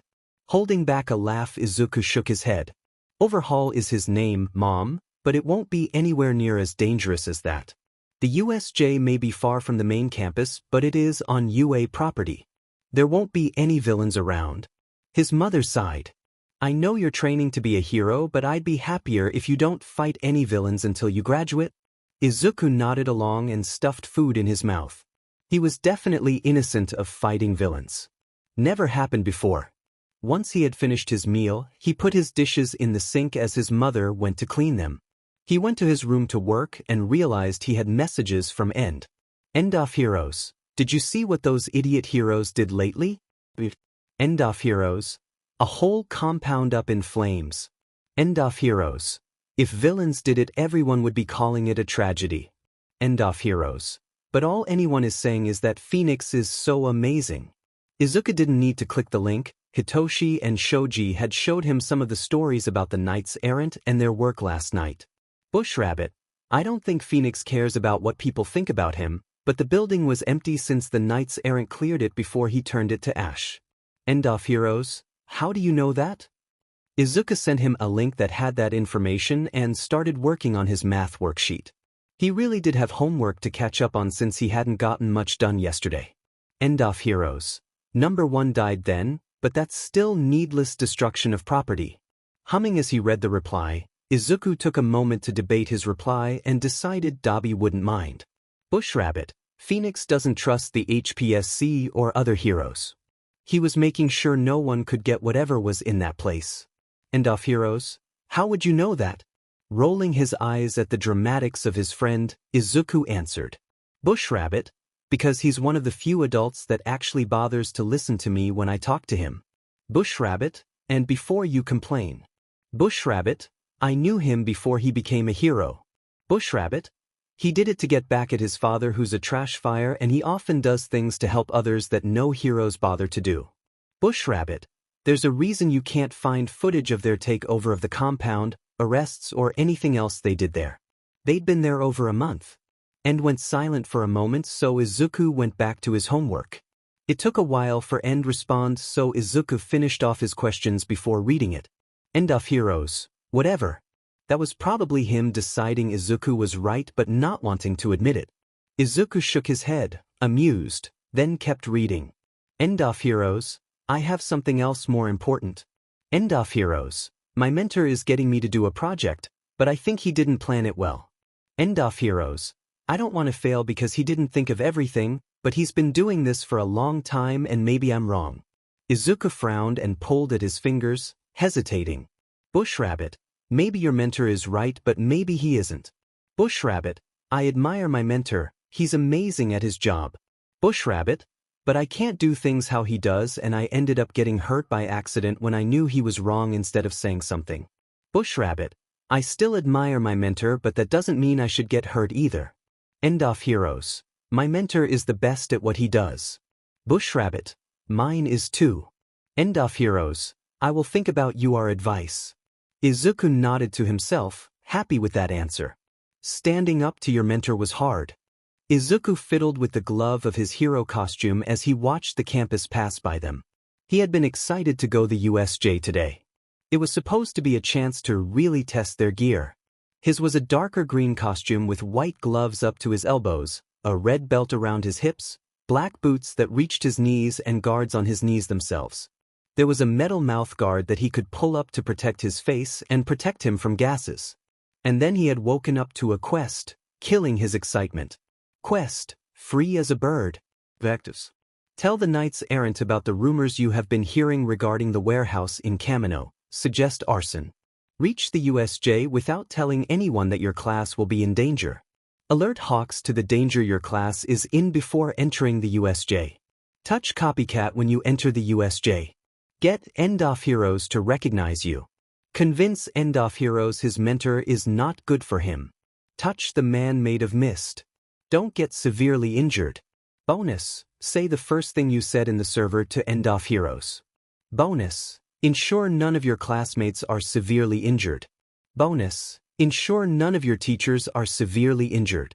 It had almost seemed like a normal quest until he had reached the bonuses. The first thing he had done was message Dabi and make sure he knew how serious the situation was. He had been coming across rumors of people disappearing and glimpses of monsters in Kamino. All of them seemed to be around a particular warehouse. Until Secret had spoken up, it had seemed like ghost stories with nothing solid to it. His hand tightened into a fist and someone touched his shoulder. Izuku jumped and turned to see Hitoshi watching him with concern. He shook his head at the unspoken question. You'll know soon, he said softly, barely loud enough to be heard over their classmates. Hitoshi frowned but nodded. The bus came to a stop and Izuku quickly pulled out his phone, opening his text messages. He quickly checked to make sure the coordinates for the USJ were correct and read the message he had typed out. "Me, the first-year hero students are in danger, come quickly." Before he could hit send, Uraraka grabbed his arm and pulled him towards the exit. "Come on, Midoriya. You're the last one on the bus. We have to catch up." His fingers blindly pressed along the screen of his phone as he tried to hit send. When he reached the ground outside, Secret finally spoke up. "Objective complete. Alert Hawks to the danger your class is in before entering the USJ." He sighed in relief and checked the message. "Me, first-year hero students DDGFD in danger, come quickers." At least the coordinates were still correct. When he didn't keep moving on his own, Uraraka decided to keep pulling him along, her hand wrapped firmly around his arm. The building was a huge dome with high cement walls and the ceiling looked like glass with thick metal supports. The entrance was a tall, wide set of double doors. Uraraka pulled him along into the building, and a quick scan of the area showed a forest, a plaza and a broken city section with cliffs behind it all. "Hey, Uraraka, we have him from here. 13 is at the front," Hitoshi told her. Uraraka almost squealed in excitement as she let go and hurried off to see the hero. "What's going on?" Shoji asked. "I need to find Minoma," Izuku replied, eyes already darting around the crowd of students in front of him. "He was at the front of the bus, so he's probably..." "At the front?" Izuku finished for Hitoshi, spotting Minoma. Izuku squeezed his way through the group, vaguely aware of his friends following close behind him, before he finally touched Minoma's shoulder. Minoma went pale and turned to stare at him. "Objective complete. Touch copycat when you enter the USJ." They both looked to Aizawa, who was standing beside 13. The other hero was dressed in an outfit like an astronaut with a dark screen depicting a digital face where glass would be. 13 clapped their hands together. "All right, students. Today you will be learning how to maneuver in different environments while in your hero costumes. This is the first step to becoming a rescue hero. Even if you aren't a rescue." 13 was still speaking, but Aizawa noticed their attention as the lights overhead flickered. Locks clicked behind them and the lights all shut off, drawing the attention of his classmates. Kaminari, who was beside him, winced and started adjusting his headset. "I've lost signals." He pulled out his cell phone. "No bars," he muttered. "Everyone, stay calm, we must exit in an orderly fashion," Minoma commanded with Ida marching over to help him. Izuku's eyes were drawn to a dark mist that was forming in the center of the USJ, by the plaza section. One for all flickered to life around him in a show of sparks. He started running as a man covered in severed hands stepped out of the mist. He had light blue hair with a hand covering his face. There were hands around his arms and 2 around his neck. He was closely followed by a big gray person creature. The second person had an exposed brain with eyes that hung out and a grin solely because their teeth and jaw bones were exposed. The skin on their body was a gray that reminded him of a corpse, but in a shade that wasn't normal. The only clothing they wore were tan shorts. Izuku skidded to a stop as even more people came pouring out of the portal, but his focus wasn't on the growing crowd. The mist was there, but where was the man? More and more people piled out of the mist as Izuku looked around for the one creating it. Once people stopped appearing, the mist condensed until it was person-shaped with a metal collar and bright yellow eyes. Target acquired, One for all roared to life across his skin and he took off. Dodging the people who had come in, he almost touched the mist when it dissipated. The man covered in hands sneered at him. "What do you want, you little brat? Think you can take on all of us?" "No," Izuku answered absently, "I don't." He spotted the mist by his classmates and took off again. Before he reached them, groups of his classmates disappeared into portals that had opened below them. He almost reached the one made of mist when a gray hand wrapped around his wrist, crushing it. Objective failed. He was back to looking at Minoma's pale face. This time he moved before the dark mist appeared. The man covered in hands was surprised when Izuku appeared in his face. There was nothing against injuring the people coming through, Izuku thought, throwing a punch. His hand was caught in a gray one, the person creature? made screech that rang in his ear, and then he was being thrown. He crashed into trees and barely got up in time to roll out of the way of another punch that cratered the ground. Shaking with adrenaline, Izuku ran. The creature followed. He saw the punch aimed at his back soon enough to dodge, but it still clipped his arm, causing him to fall. A large hand encased his head. Objective failed. Gritting his teeth, Izuku let the people surge through the portal and into the US. The man made of mist came through, and his classmates ran for the door. Izuku leapt above the others and landed in front of them as the mist formed to block them off. As the man coalesced, Izuku surged forward. A portal opened in front of him, and suddenly he was falling. Flailing in the air, he wasn't able to orient himself before he hit a cliff. Bouncing off of it, Izuku tried to find something to grab.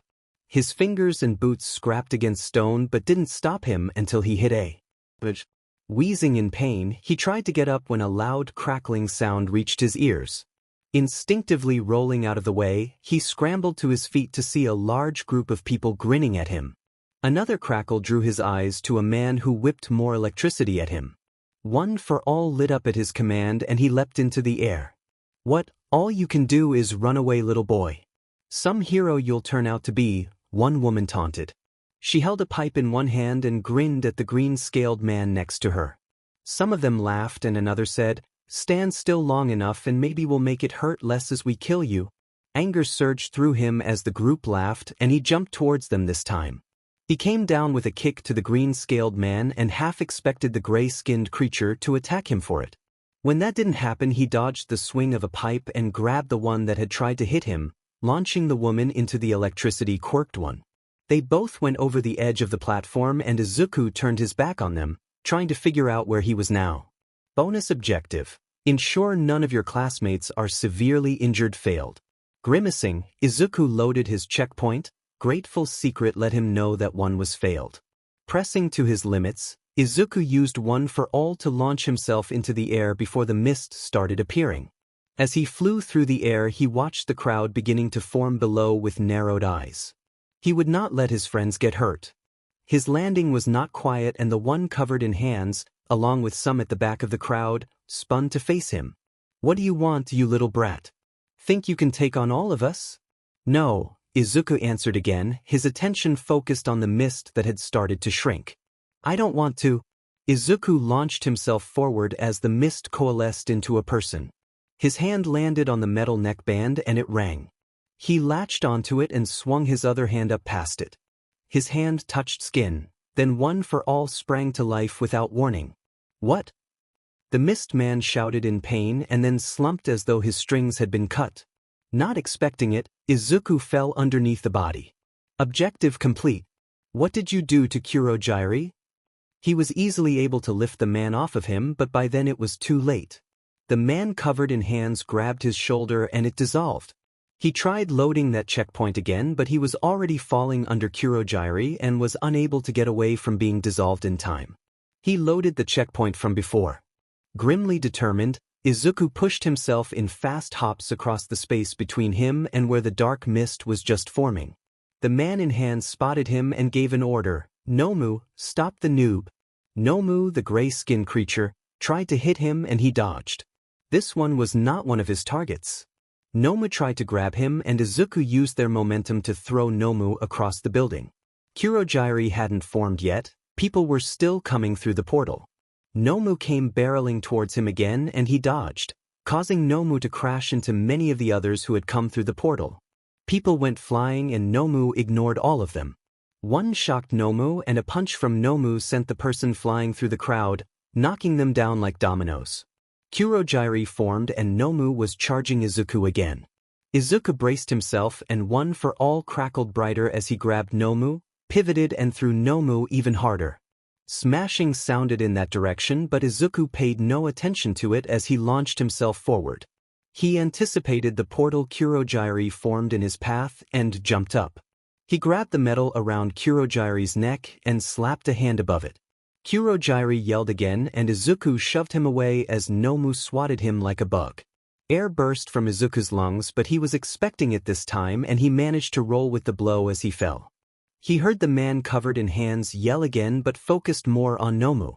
Nomu landed with a crash in front of him and lashed out with a fist again.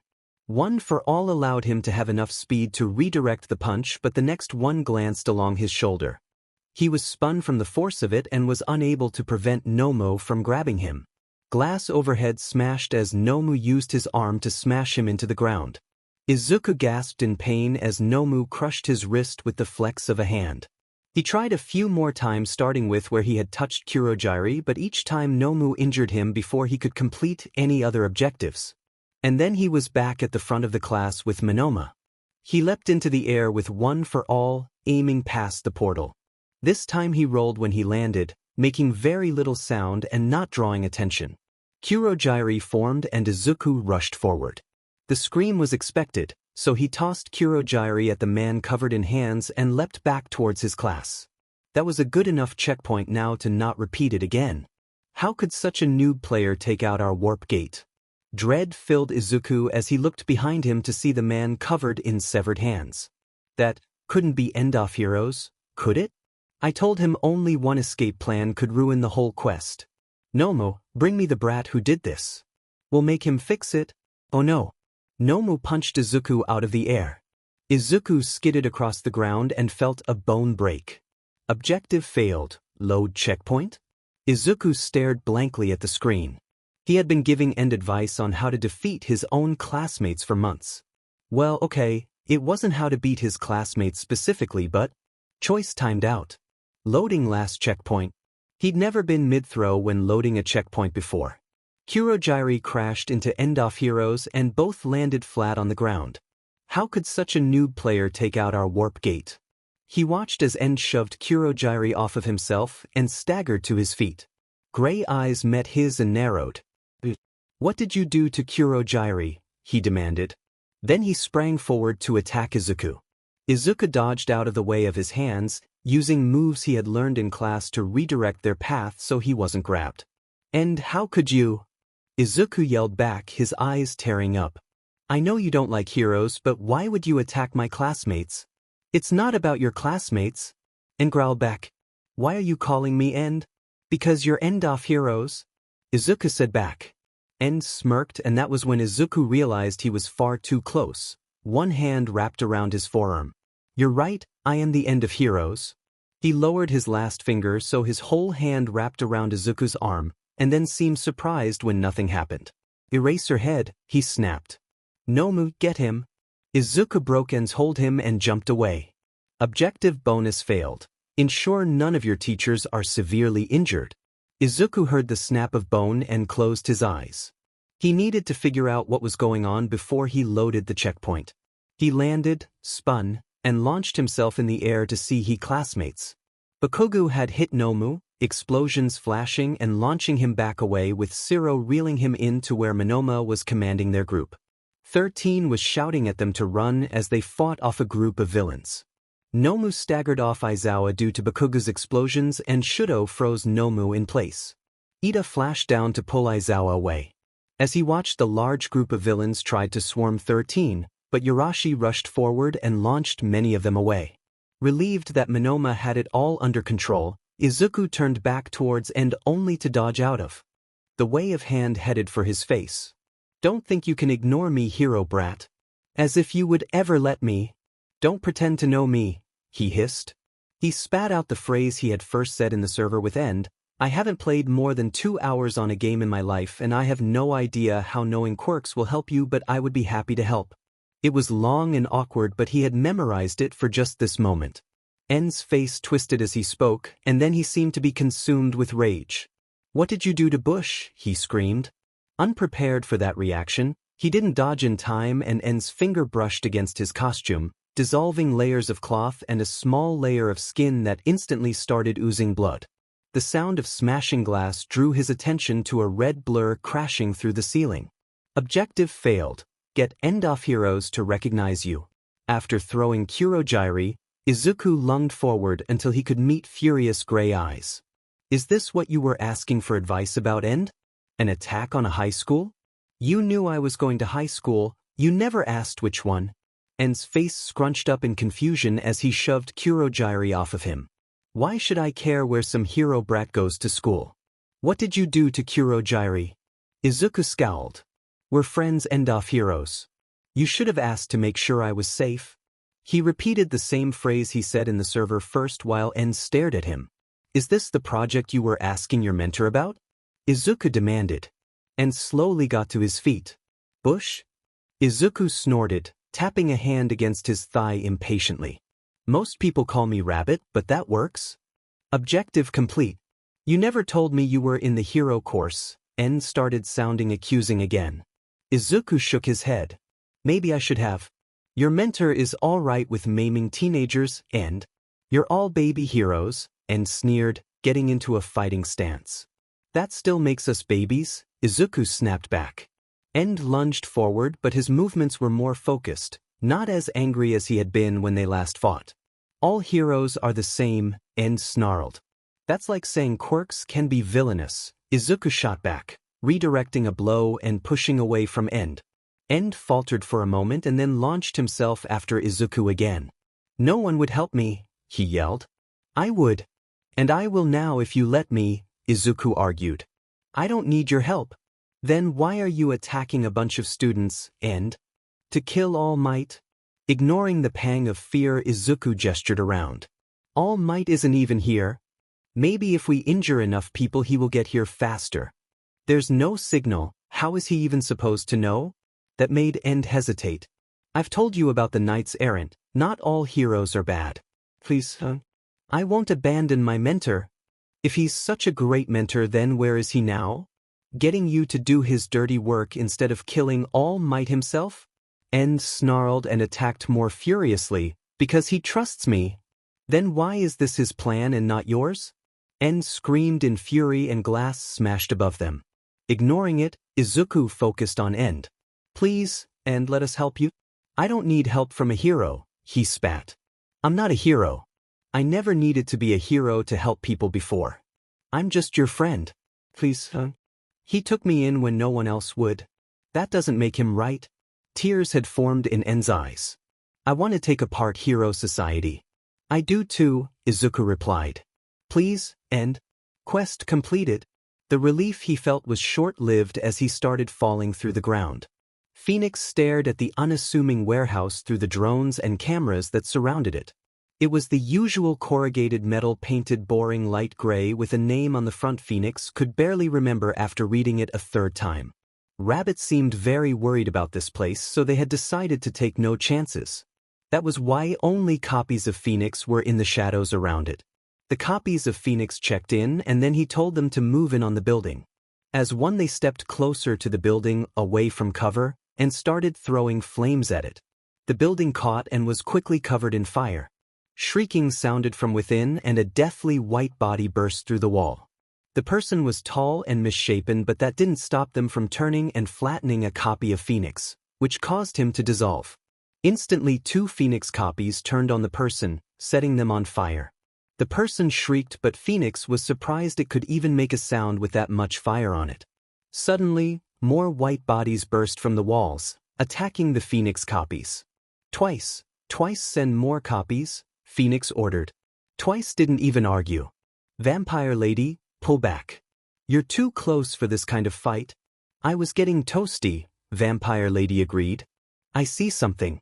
Someone with a teleportation quirk appeared on a nearby roof. Mr. Compress cut in. They had one of those white-skinned people with them and they pointed it at the copy that was just flattened. See if you can marble him. If not, get a tracker on him. Failing that, pictures, Phoenix told him, watching as more copies were destroyed and holding back a wince. Of course, Mr. Compress replied. Siren sounded off and an alert rang through his hero issue phone. Holding back a sigh, Phoenix spoke again. Vampire Lady, you're on dealing with the alerts and anyone else that shows up. Oh, does this mean I can be you? Your blood is tasty. As long as you stab no one, yes. Vampire Lady whined but agreed. What was supposed to be a fairly straightforward exercise with his students was turning into a nightmare. First, the blonde idiot with more muscle than brain wasn't able to show up. Then Midoriya, the student he had been watching since homeroom due to the sheer tension he radiated, launched himself over everyone and into what turned out to be an unknown threat. A large group of uninvited people poured out of a portal into the USJ. The biggest threats likely being the two that came in first with an undisciplined crowd that yelled taunts at them following. 13. Take the students and get out. Class, do as 13 says and do not go out of your way to engage with anyone out of that portal, Eraserhead ordered. Eraserhead, the doors are blocked, with hostiles just outside. We're safer in here with both of our teachers, Monoma called, and he would know since Midoriya would have had him copy his quirk. Biting back a swear, he cut off 13's argument for Monoma. If he says it's blocked, trust him. He knows what's going on better than you, he told 13.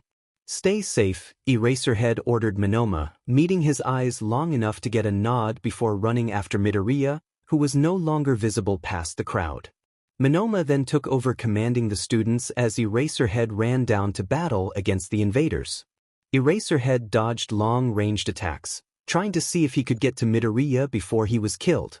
He noticed the one that was producing the portals seemed to be taken down by Midoriya. The students behind him started engaging the invaders. As good as he was, there were too many for him to occupy them all, with 13 also occupied. He tried to steadily make his way closer to Midoriya, but it was difficult. Midoriya seemed to be engaged with the person who had come out of the portal first and was uninjured. 13 and the class seemed alright when he was able to catch glimpses. It was when hawks burst through the ceiling that things took a turn. A gray person followed on the hero's feathers. A blow blocked from them with two large feathers crossed like swords still almost knocked him from the air. The other gray-skinned person who had come into the USJ second shrieked and jumped up as well. All Might came crashing through the hole Hawks had made to slam into the threat. His class reacted to that, Bakugo and Yurashi flying out to meet the threat with Dark Shadow and others following to assist. Todoroki skated along below, fire coming in bursts to propel him along faster. The chaos finally gave him the chance to break through the crowd to approach the one who had created the portals, who was up now, but unsteady. He appeared to be muttering to himself. Eraserhead caught his own name, what sounded like his civilian name, and then the portal maker rippled. He noticed that their attention was on Midoriya and the one covered in hands too late. Midoriya, his capture weapon lashed out, but his student was gone before he could reach him. Eraserhead turned to the portal maker only to find them gone too. Panic and then rage bit at his control, but he leashed it and turned his attention back to the students he still had. Much as he hated it, Secret would have to keep Midoriya safe. Please keep him safe.